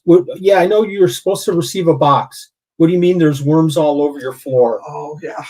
How many? We ordered 20,000. There's 20,000 worms on your floor? I've got to go. I've got to leave. She was not impressed that day when I went to the post office and the box had opened. We had that with crickets, our UPS driver, and he knew us and he knew that we got the cricket delivery, but he got a brand new truck that morning. Oh. And the cricket box got crushed by another box. He's like, I got this truck today. It's brand new and it's filled with thousands of crickets. Gosh. So yeah, worms, cricket. Yep. Nothing you can do about that. It is what it is. So I'm going to give you back my husband. Sounds good. Thank you for joining us. Thank you. Pull up a chair. Good to see you guys. I'm here in the background just listening. Sounds good. Sounds good. So to give you an idea, I say it's a small town. The post office if I use the regular post, even if it's 2-day or whatever, they will not deliver to me anymore. But they have my phone number and everything, and they know me, so they just call me when they come, and I just go pick them up. It's such a small town, but yeah, this is the kind of town where the UPS driver knows me. Like, he'll come and he'll have an overnight box, and he'll be like, "Okay, I gotta ask, is this a snake? What is it? I know you got all the cool stuff. What is it?" And so he actually added me on TikTok because I would I'd open stuff on TikTok or whatever. But it's just really cool. I just thought I'd share that because there's that side of it. On one hand, it was like the crickets got out, but on the other hand, he ended up wanting to see what I'm getting, So that's perfect. That's perfect. And when you say good and bad, there's silver linings with everything. Our oldest son, again, I told the Eider story, but our oldest son, senior prank day, he won't admit it. He still won't admit it. But somebody released 1,000 crickets in the high school in a corner, and where'd they come from? You can't wrangle up 1,000 crickets in 5 minutes.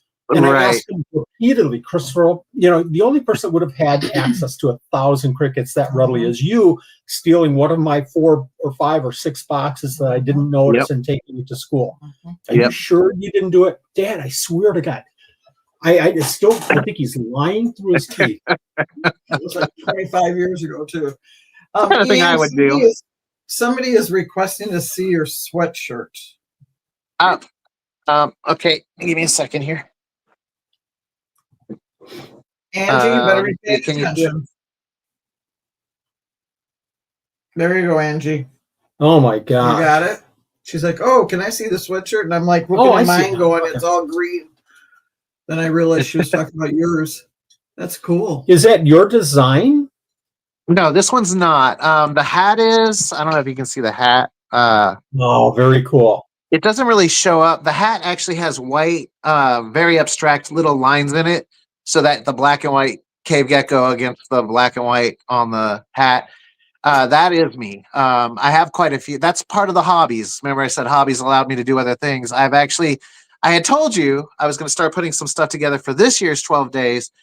And what it is they are my actual animals being able to be put onto stuff. So what I'm going to do is like if somebody's, let's say you've got somebody who, yeah, they like what you have, but they don't have you don't have anybody who's making a P Bastard Eye shirt or a P Bastard Eye hat. That's what I have now is the ability to give people a hat with what they want on it if it's not the common animal. So, you could literally, yeah.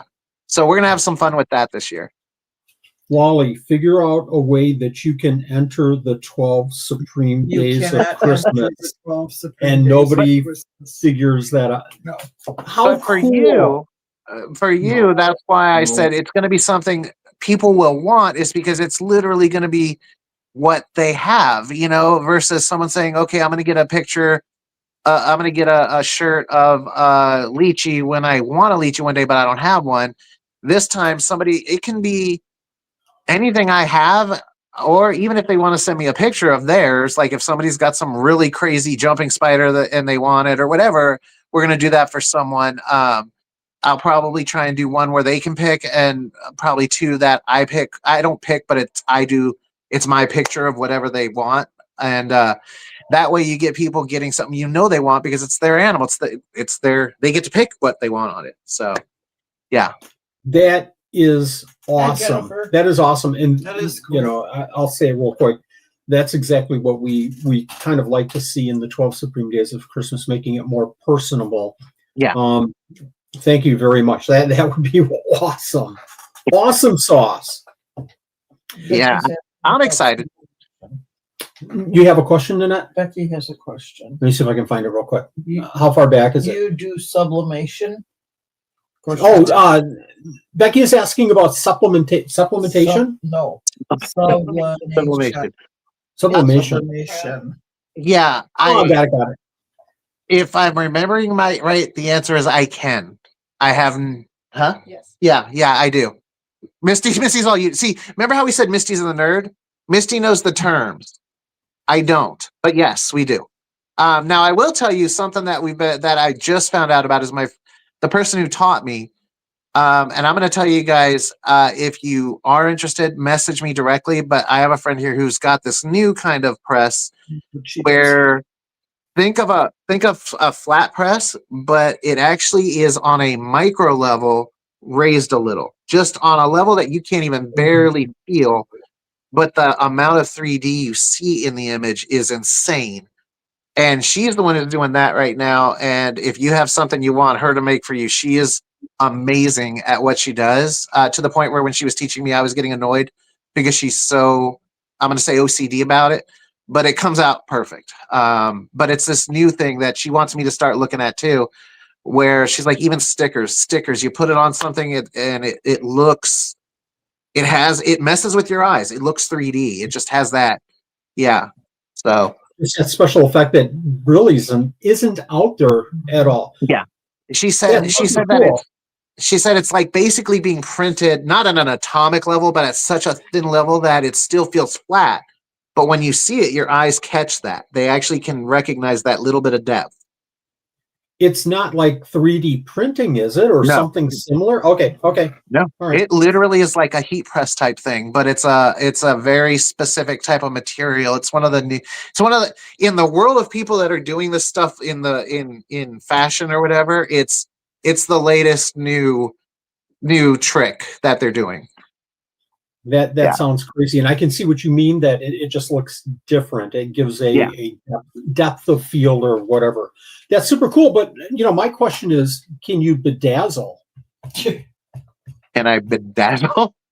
Are you talking about? Can you do the bedazzling? The little, what are they? Little gems? The little gems. She knows what he's talking about. You're talking about.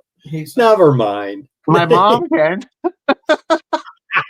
My mom actually, dude. My mom. Okay, this woman's. I mean, she's my mom. She's not young. That she has put together leather jackets with all the spikes, and she'll do the stuff with all the stones in them, and she knows how to do all of that with leather and stuff. But I don't. My sweats are actually bedazzled right now. Really? Yeah. No, he is not. So we talked about these horror stories with your move, and I'm not going to keep you very much longer, Ian. I know it's kind of getting late. You'd go 24, I'd go 24, but we talked about some of the horror stories of the move, and I know this wasn't yesterday, but it was a while ago. But can you share some other stories about the move, good or bad? I know one good, and I'll catch it if you don't, but some good and bad about the move and the differences between the two, environments. What could be worse than her having crickets on her when she hates crickets? When you say the good, do you mean the reptile specific good? Because there's a lot of that. Yeah. Okay.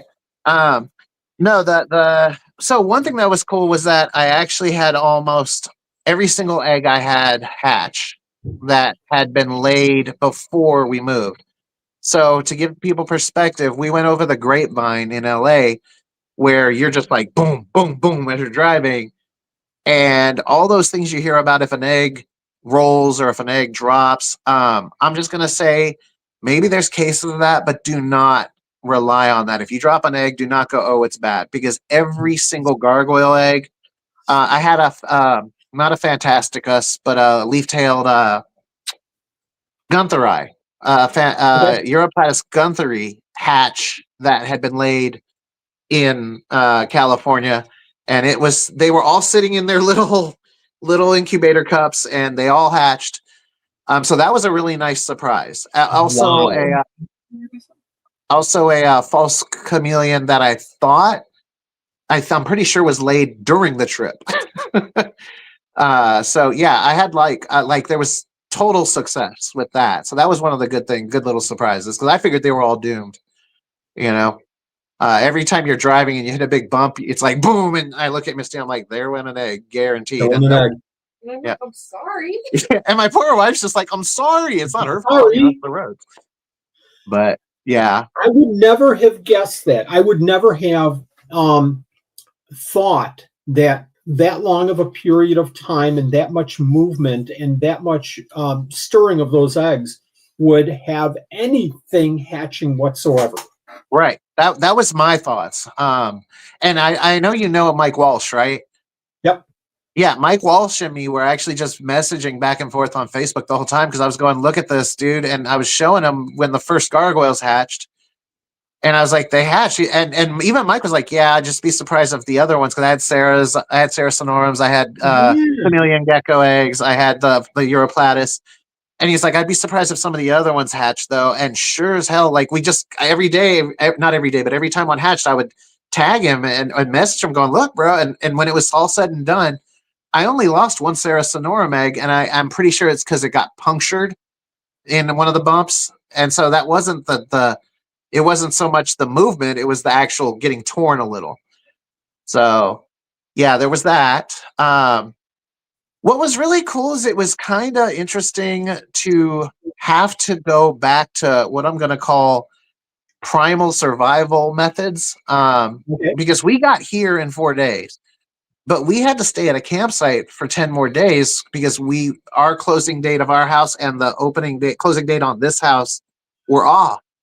So we stayed at a campsite, we had electricity, but that was it. And so, like, to give you an idea, I had my false chameleons in a screen enclosure, and every morning I was putting them out when it was warm enough, when the sun was out, I was putting them out, and I was taking a bottled water, like crystal geyser type thing, and I was loosening the cap just enough and placing it on top of the screen so it was just dripping, so that they could get their water. And I mean, it was so archaic, the whole setup, but it worked. And in the end, I did lose some animals later, but it wasn't during the move, and it wasn't right after the move. I honestly think what hit me the hardest was the humidity difference here in general. I did notice that, and I say that because it was a lot of my not so humid animals that took the hit. I say lose. I did lose a couple, but for the most part, what happened is, and I was complaining to Frank and Paul about this for the longest time, my animals went on hiatus. They would not breed for a good year. Some of them just started breeding this year. I'm not shocked at that. I'm not shocked at all. I would have walked into this thing saying, okay, we have to move, and here's the date that we're moving, and said, we're done for a year. We're done. Yeah. Nothing's going to breed for a whole year. Just bite the bullet, and we'll wait until the year after, And that kind of happened, but what was weird is some that had not been breeding started breeding like crazy. And to give you an idea, this is what I mean when I say on TikTok I'm the real me. Like, this is the kind of dumb thing you wouldn't hear most people want to talk about in a podcast about reptiles. But poor Misty found a Hemidactylus maculatus in our bathroom because they had not been breeding very often in California, and they picked up here. So it was really weird because animals that I was so not worried about them breeding. I didn't stress about the tightness of their tank. They were breeding like crazy, and the other stuff was not. The gargoyles, the Saracenorbs, they all took like a break for a season or two. Some, like I said, some of my geckos, my tokays, did not breed until this I'm going to say last year, because I've just had a baby that was in the tank. But for the longest time, there was nothing. Like, everybody just went silent. So, yeah. And again, I would assume that why do you think the Hemidactylus started breeding and doing better? Because what I have done is, the reptile room was an attic. And when we first got up there, it was very attic. It was very, like, it wasn't insulated well enough to keep a temperature specific. It wasn't sealed enough to be really humid, like a humid room. I felt like the Hemidactylus, which for those that don't know, often they are considered kind of like house geckos in general, just a lot of them. And I think that in the weirdest way that I can put it, but that explains it, it was almost like they were just living in a house. It wasn't a tropical oasis in there, and it wasn't a heated oasis, and it was almost like they really liked the natural up and down temperature day and night, and the it's really humid for an hour or two, but then it starts to get really dry. It was like they really did like that. I always tell people there's some Hemidactylus out there that to me are easier than like 90% of the geckos that you see in every single show. 100%. Yeah. Yep. So, I mean, I right now I have a Hemidactylus depressus that got out. It's just a male, and so I wasn't worried about it, but it got out of my terrarium. And I was lazy that day. I'd had a rough day. I was like, you know what? Enjoy it. You're a house gecko, whatever. I just said whatever, right? To this day, I know where he is every single day. He's on top of one of my UVB strips up on the black on top of it, just soaking up the warmth and enjoying it. And he's doing fine. He catches my crickets that get away, and some of my misting systems are over the top of the screen because there's certain things where I want the water to drip instead of spray. And so he goes over there and grabs his water. I mean, he's doing great. And I've more than once been like, I should put him back. And then I'm like, but he's just, I mean, I look at him. He's not thin, even though there's no shed issues. He's thriving. I'm like, why would I? He's your mascot now. He's your official mascot now. He kind of is. He kind of is. Yeah. I mean, and now at this point, of course, I've done a lot. Like, to give you an idea, the last 2 days I've been putting up a wall like doing a wall with the insulation and everything. I've got it now to a point where nothing's going to escape from the Gecko room. And it's way more insulated. Everything's much more honed in.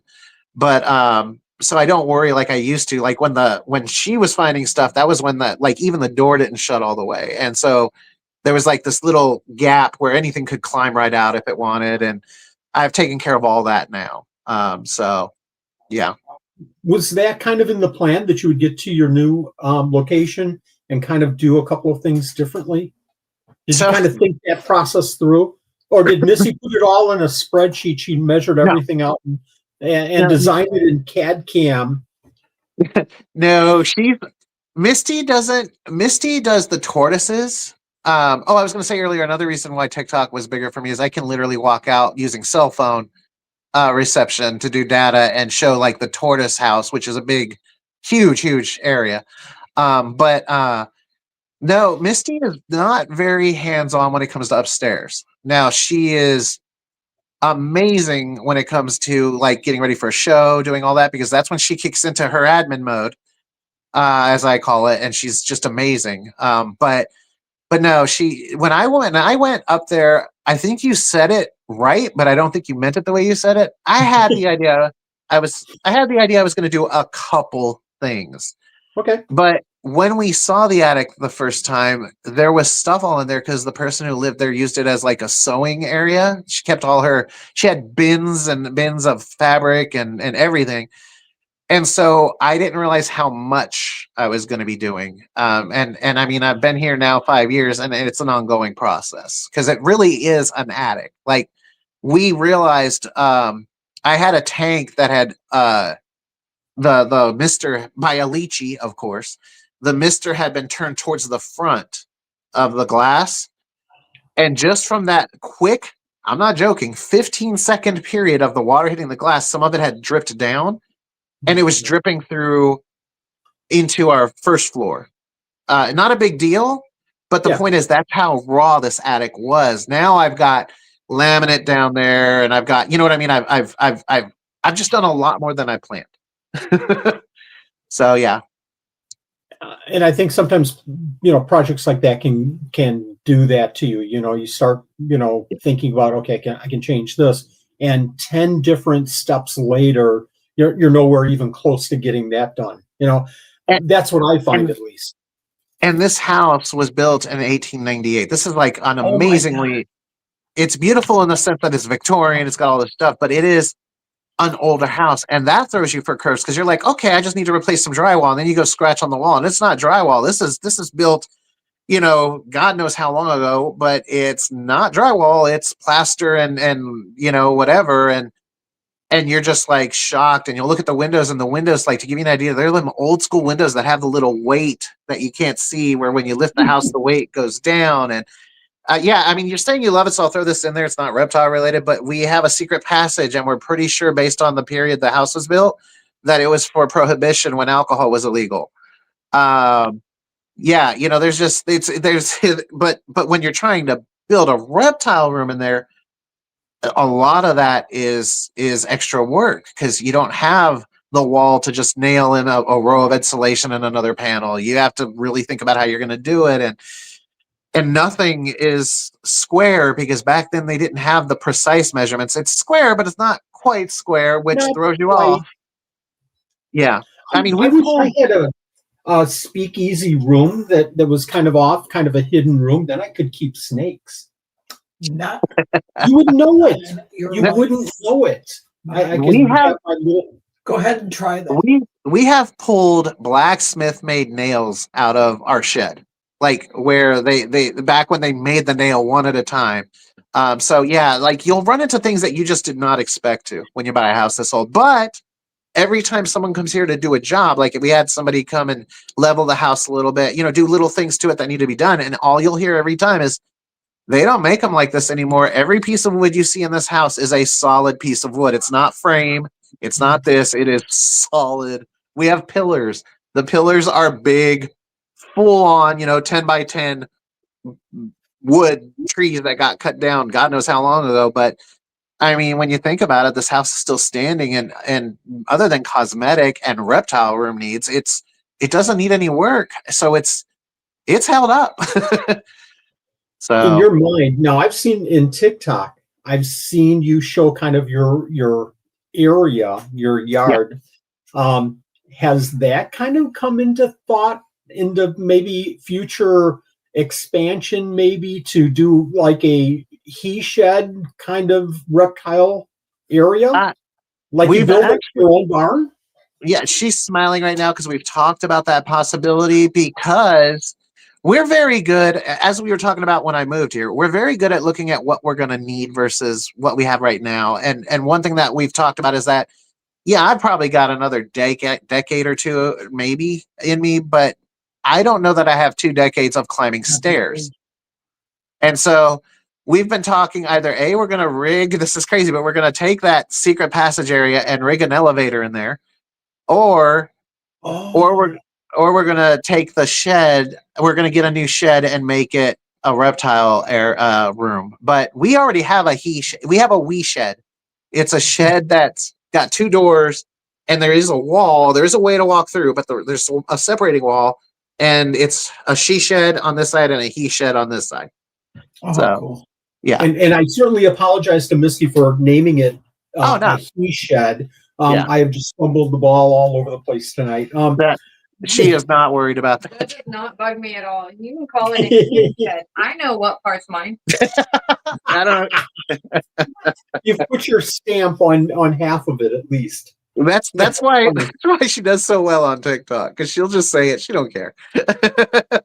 I But like yeah. the idea though that you're kind of thinking, through the process, and you're thinking of the future. And Yeah. we've buried ourselves because everything is in the facility. So, you're 29, 30. You're thinking about 10 years from now. We're 80. Well, I'm 87.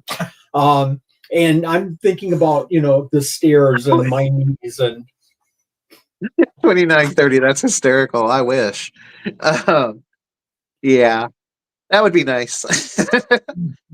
But yeah, no, yeah, that was definitely not planned. And now Georgia, I will say this: one thing I'm not as crazy about is that there is a lot more of what I would call vendors who don't like other vendors, or vendors who are competing with other vendors. I've actually had I've had a couple of times where a vendor.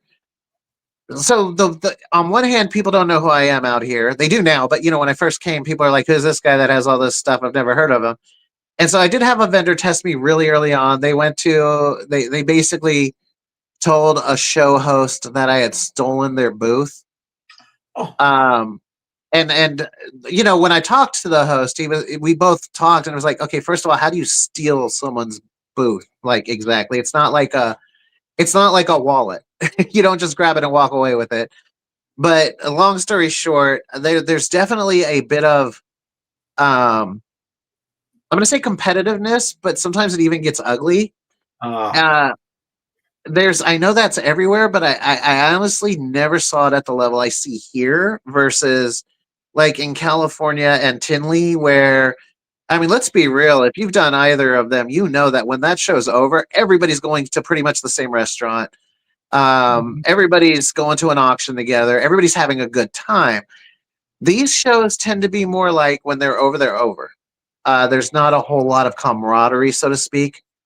And I miss that because I don't think I really wish I could take at least the vendors that I have become, because I've met some amazing vendors.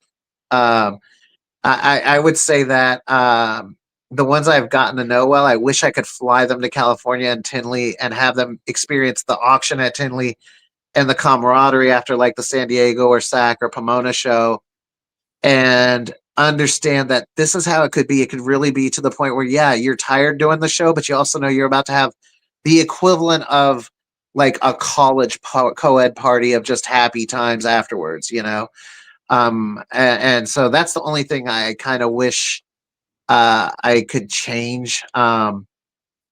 It's kind of a shame because I the places I come from are that way,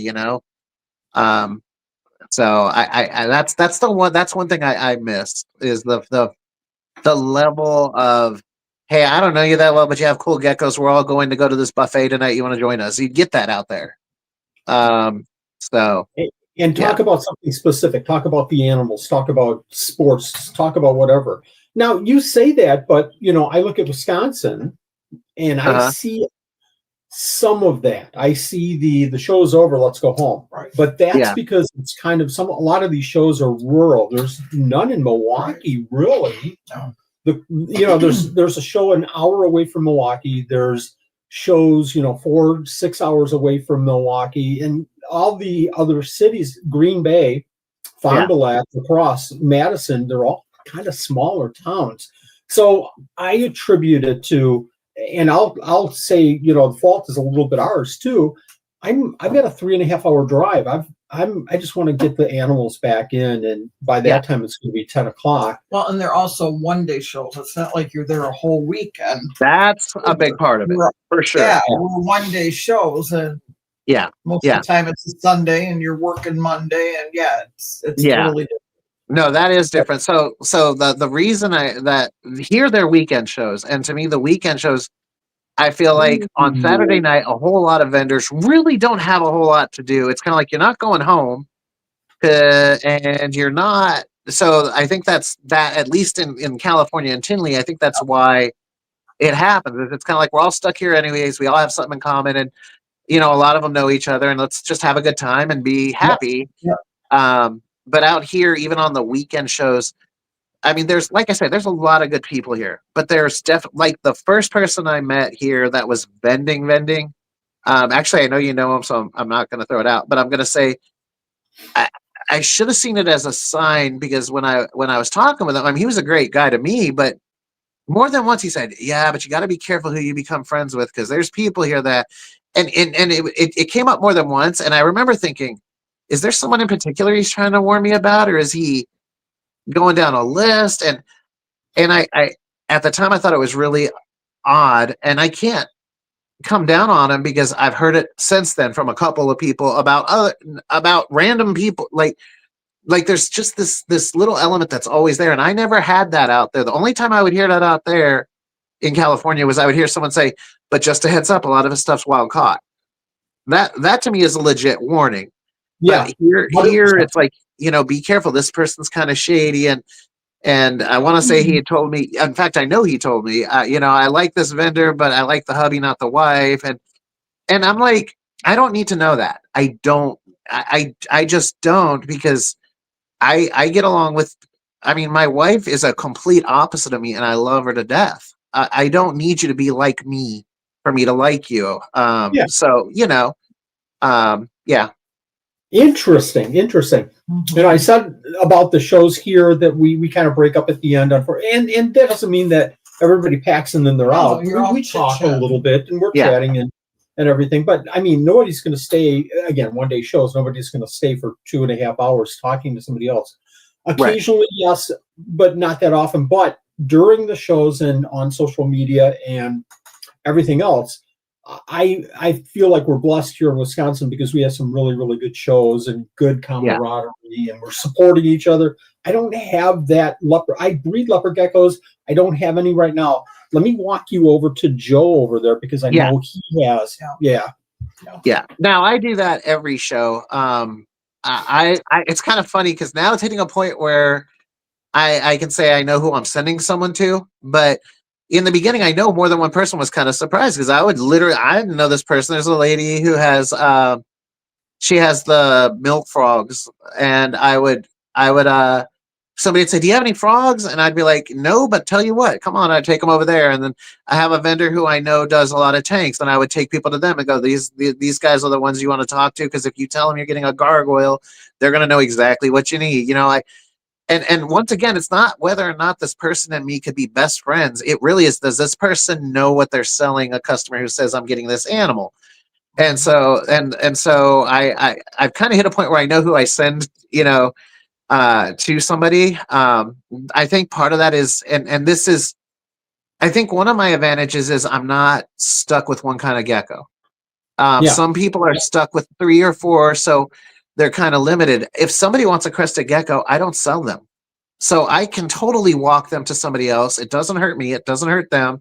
everybody's happy. And so I think that that's part of it. And I think the other half of it is that I do this as I do this because if I don't, I'd have too many animals. I don't do this because I'm trying to become a millionaire, you know?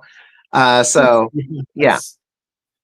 Perfect, absolutely perfect. Same reason, you know, we enjoy the shows because it gives me a chance to blab to people and just go off and share my passion. Yeah, it absolutely is.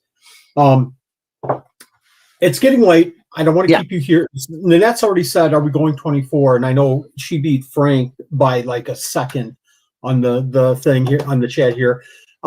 But I do want to ask you, what are we looking at from Ian for 2026? Where are you going? Where are you going with this? Okay, so you're gonna actually, we've already started the research. You're going to see us moving to other states too with the shows. I've been limited to Georgia, but that's because when I was in California, if you get a permit in California, you're good for the entire coast practically. In Georgia, you know, you're only good in Georgia. And so that's the first thing I'm going to do. And if anybody's watching this that vends states around Georgia, right around Georgia, feel free to reach out to me. I'd love to come visit where you vend and hear your thoughts on that particular show. Wisconsin. I'll send you a list of our shows. That might be that's going to need to wait till Misty retires, but but yeah, no, I really do plan to expand to a couple more states, and you're going to have, I don't know if I ever even told you this, but for people that are doing vending or want to eventually do vending, I make it a point every year to have a new display that holds my Gecko displays. And so every year I have a new one, and you know, it's still work in progress, but this is kind of a cool little example of what I'm doing right now. I'm working on this. This is 2026. So you can see like there's an enclosure. Hold on, an enclosure right there that would hold your Gecko. I have scenery all in it. If I move this real quickly, it's almost like little mini aquariums within, you know, and it just goes. Oh my gosh. So ignore the dirt on the tanks. These are the tanks I use to just size. They're not to hold a Gecko. And so I do that every year with a new one. That's going to be the new one. And the reason I mentioned people who want to vend is one thing I've learned is if you decide to get into this, find something they'll recognize you by. And so like I'm pretty new to Georgia, and people already know you're the guy with the big piece of driftwood. That's what they call it. It's a big piece of driftwood all dressed up with plants and stuff, but they call it the driftwood. And that's how they know me. And so it just, if you get into it, make sure like you've got Exoterra or these other places at shows with all their beautiful displays and naturalistic looking stuff. And yet, if you've been to enough shows, you walk right by it, you don't even recognize it. You're just like, oh, that's just another, you don't even think about it. But when you have a new vendor who has something that's very artsy or stands out, people learn who you are. And it really has, even here already, taken a hold. So just a thought. That's an amazing thought. That's branding. People will recognize you and they'll start coming directly to you at a show. Absolutely, positively. You get your name out there. You do something different. Do something different, folks. If you're doing reptile shows, do something different. Do the same thing with other vendors, but you have to have something different. And I'll walk through Tinley and I won't make it 2 booths, and I'll literally see somebody look up at the hat and say, YouTube, I don't know their name, but I know the person, and they'll walk up and introduce themselves. So, you know, have something that was a lesson learned with artificer geckos. I had a logo, for those that don't know, that was a steampunk gecko. And it was great, but I'll tell you what was funny is I would do shows and people who had followed me, loved all the stuff I had, whatever, would be talking to me. They wouldn't have a clue until they saw the logo on my shirt or on my band, you know, like a logo, something. Then they go, oh, you're Artificer. And they 9 times out of 10, that's the other mistake I made. 9 times out of 10, they get the name wrong. You're Artificer or whatever. But that logo really did make a connection. The problem was that most people couldn't transfer that connection to my booth or me unless they saw the logo. Now, with what I do with the naturalistic, people literally know that table is alimony. They call me alimony, you know. And so that's a really good thing. And I'll tell you, my advice to anybody, especially anybody who's gonna go into vending or is vending even, remember that it's a reptile show. It's not a reptile swap meet. It's not just a reptile sale. The name of it is either an expo or a show. Find what you like and make your booth your show. Make it something where people, even if they don't like geckos and you're breeding geckos, or even if they don't like snakes and you do snakes, they still want to look, because they're like, I can't tell you how many parents who want nothing to do with buying a reptile, they're just bringing their kids to show them, still want to browse what I have because they like the setup. Those are, if you're getting parents doing that, you're going to get a potential customer doing that, or a potential contact. Yes. So, yeah. Gosh, you know, what a great note. And I'll kind of expound on that a little bit. Do something that you like. Do something that you like, because you'll have the passion with that. And if you have the passion, you're going to be able to sit there and talk about something that you know a lot about, and you're going to look like you know what you're talking about, and that's going to keep somebody's interest. So, you know, if you're, go ahead. If you're, I'll give you my case real quick here. We started off doing leopard geckos, crusteds, and then bearded dragons, and then chameleons. But I never had the passion for bearded dragons. I'd bring the bearded dragons and dump them in the tub, and we'd sell a bazillion of them, but it just wasn't my passion. I couldn't talk, and I didn't like it. Oh my gosh, I've got to do bearded dragons. This sucks. And so we did bearded dragons for 2 years, and I was done. Yeah. Nothing against bearded dragons. It just wasn't my jam at all. It just wasn't your jam. Yeah, I'm gonna take exactly what you said and take it a step further. Yeah, I could not, for the life of me, even a year ago, convince somebody that I loved my isopods or I loved my jumping spider. I couldn't convince them they're cute. I couldn't convince anything because I had no love for them. I didn't know enough about them. I didn't whatever.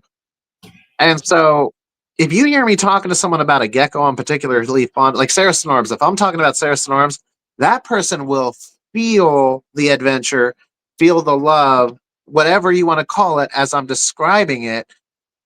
And that's, they start to get that excitement. And so you're right. Do what you love, because believe it or not, just you talking about it, you're going to project this passion and the curiosities and the funny things they do or whatever in a way that I could never have done. Now I could do that with a jumping spider because Misty finally accepted that I was going to have one, and I have one. She actually bought it for me, and I love the thing. But before that, I would have been like, it's a spider. It's going to be in the cage. And I might know all the scientific facts you need to keep it alive, but I'm not going to convince you in any emotional way that it's a decent pet. Now I can say, oh yeah, I give it high fives. I do this. And you know, that person sees that and it makes that person want it, you know? So definitely, guys, do what you want, what you love, because you will be surprised. You'll think, oh, well, only these sold. But when you really step back, you'll realize, yeah, but those are the ones you're most passionate about. You might have been selling it differently than the other one too. So, yeah. Oh, what a great comment. I can't say anything different there, because you know, you're sharing the information and the feeling I have exactly. You know, if you're not passionate about it, it's just another product on your shelf, and people will feel that, you know, right away. Yep, absolutely. We could talk like another show all about reptile shows, right? We could, but I will tell you this: the next one we need to put on the calendar, because so many people have asked, and I just haven't been ready. Now that we know that we got this thing working, for people that don't know, we've tried this before and the phone would not work. Now that we know that it's working, I think the next show we do needs to be one where I really do go through some tanks upstairs too, like where people get to see some of the stuff, because absolutely, that was just not doable with a laptop. I couldn't sit there with a laptop going, oh, can you see it? You know, now I can. So, yeah. When you get all of that working and you get comfortable, then you have to teach me, because I am such a desktop person. We did, you know, we did Palm Street. You know, we started Palm Street this year, and I am just foreign to the phone. This is like foreign to me. I can do this, and I can thanks for the nice comment. And that I feel like that's all I can do on the phone. So you're going to have to teach me how. When do I you will- ever do this? I will tell you. Answer it. I will This tell is good. you that you would be surprised if you knew, if you did end up eventually being able to go live randomly, not the planned podcast, just randomly on TikTok. I think you'd be surprised at some of the things you can get away with that phone on a live that just expand what your friends can see. Like I literally could take my phone on a tripod, stick it down in the Tokay tank, and have the Tokay bark. Not bite, but bark at it, and mess with the people online. You can do those kinds of things that you can't do with a laptop. And so yeah, the fun it's and the ability to literally say, "Hey, Wally, what are you doing?" Nothing. Me neither. Nanette's asleep. Misty's asleep. Hey, why don't we go live on TikTok together? And no plans, no sharing. Just do it and talk. And then we'll talk. And suddenly you're making other contacts who love it. And I don't know if you know this, but they'll give you gifts too. They'll just be like, I do not encourage it. In fact, I won't even say the word. My joke online is if you give me a gift, I'm going to insult you. And I do. But people still will occasionally. They'll just be like, you know what? I really like, they'll say, hey, Wally, can I see how you nested those the Benoit, and if you take the time with your phone to do it, they really will send you a small monetary gift saying thank you for doing that. I've wanted to know. And so it's a little more interactive that way. And so I think you'd be shocked. A lot of people didn't like TikTok for the longest time because it used to be Musical.ly, which was a kids app.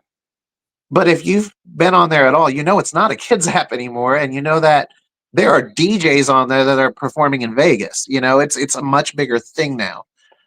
So I've just learned that until they come out with something like TikTok, where I can just use my phone on a whim, using not even Wi-Fi if I don't need to.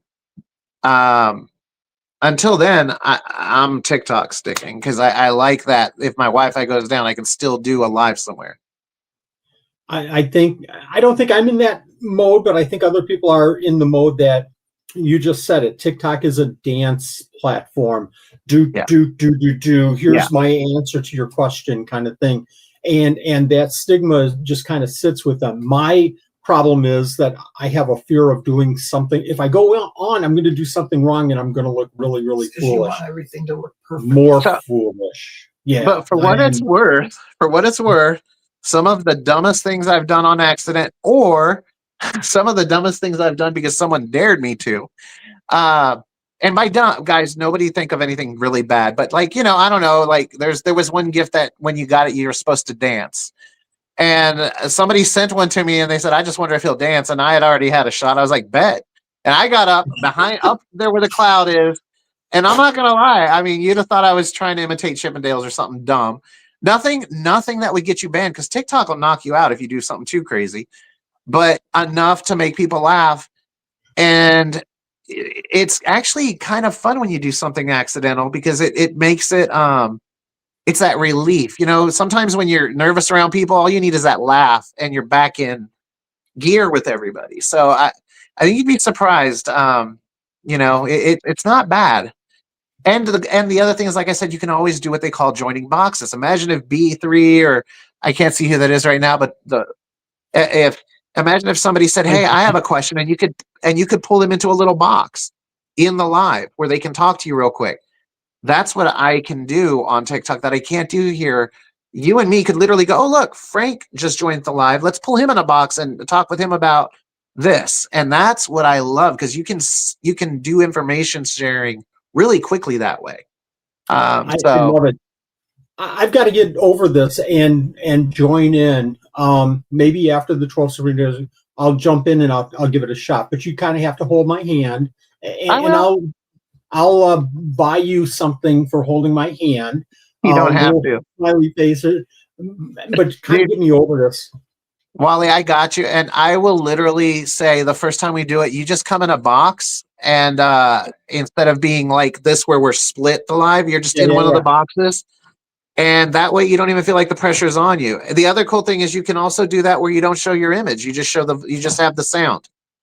So you know, there's a lot of that too, where people, they want to ask a question, but they don't want anybody to see them for one reason or another. And yeah, I've helped a lot of people on TikTok get the hang of all that. So I'd be more than happy to do it for a friend. I'll give it a shot. I All promise that. I want to mention that these geckos, who is another donor to our 12 Supreme Days of Christmas, I just sent you a message on Instagram about shows. I'm living by you and inviting you to some of the local shows that you could Yeah, I visit. think he had. Where did he have it before? He had it. I put it up there before. He was. I think Alabama is easy to find. Did you say his name is D's Geckos? Yep. I love it. See, that's the kind of people that come into my TikTok lives. These Gex. I'm sorry. Gex. Yeah, that's the kind of people that so not just reptiles, but that's the kind of names you'll get in my lives, and I freaking love them. That's awesome, dude. I love it. Or do that. I'm gonna have to change my name if I do the TikTok lives. I'm gonna have to change my name. I'm gonna have to think of something. Oh, you crazy. can just let the chat come up with something crazy for you. That would be fun. Good call. Yeah, Good call. I do recommend changing your name only because what I have learned is that there are some people that they only want to see geckos. They don't ever want to talk to anybody. I mean, this is a strange world, and some people really are what you would call an isolationist. And so with TikTok, that's why it's just alimony, because it's like, if you're looking for me, you can find me. But if you're just looking at my flyer or something at a show, you're going to end up on Snapchat or Facebook or, or not Snapchat, I'm sorry, Instagram or Facebook. You're not going to end up at my TikTok where we can talk like this all the time, whenever we want. So, yeah. Perfect. Gex has never done TikTok either. Oh, never done TikTok. We'll do it together. You got it. We'll be samies and we'll do it together and experience the experience together. Hell, I'll pull both of you guys into one of my boxes and we can all three just talk. Let's do it. So, I love it. Yeah. Love it. I want to thank you for coming on the show. This was kind of last minute. This was like 3 minutes before the show started, and I called you and, hey, come on the show because I need you. No, seriously, this was kind of unplanned. It was more than 5 minutes, but I really appreciate you jumping in. I said it was going to be kind of informal, and this is one of our best shows, just kind of sitting here and talking. So thank you, Missy, too. Yes. Yeah, Missy, I will thank her for you guys. I will tell you this, the best thing that came out of this, and you might want to mention it even in your comments and say in case someone doesn't have time to watch to the end, but the best thing that came out of this is that I now feel confident that we could do another live when we do have time to plan one, and I could literally walk around the reptile room and show you guys some fun stuff. So I think that would be cool because you're working with some of the coolest geckos that nobody else around is working with, and we'd love to see them. I shouldn't say geckos, animals, reptiles. Yeah. It's kind of gotten to a point where a lot of them aren't geckos anymore. It's funny, but yeah, I mean, and I love them all. I can't help it. So, yeah, love it. Thank you very much, Ian. Thank you, everyone, for joining us. Keep watching for the 12 Supreme Days of Christmas coming up. Like tomorrow is coming up so quick. Thank you, everyone. Good night. Thank you, guys. Good night. Both of you. Good night. Thank you so much. Thank Bye-bye. you.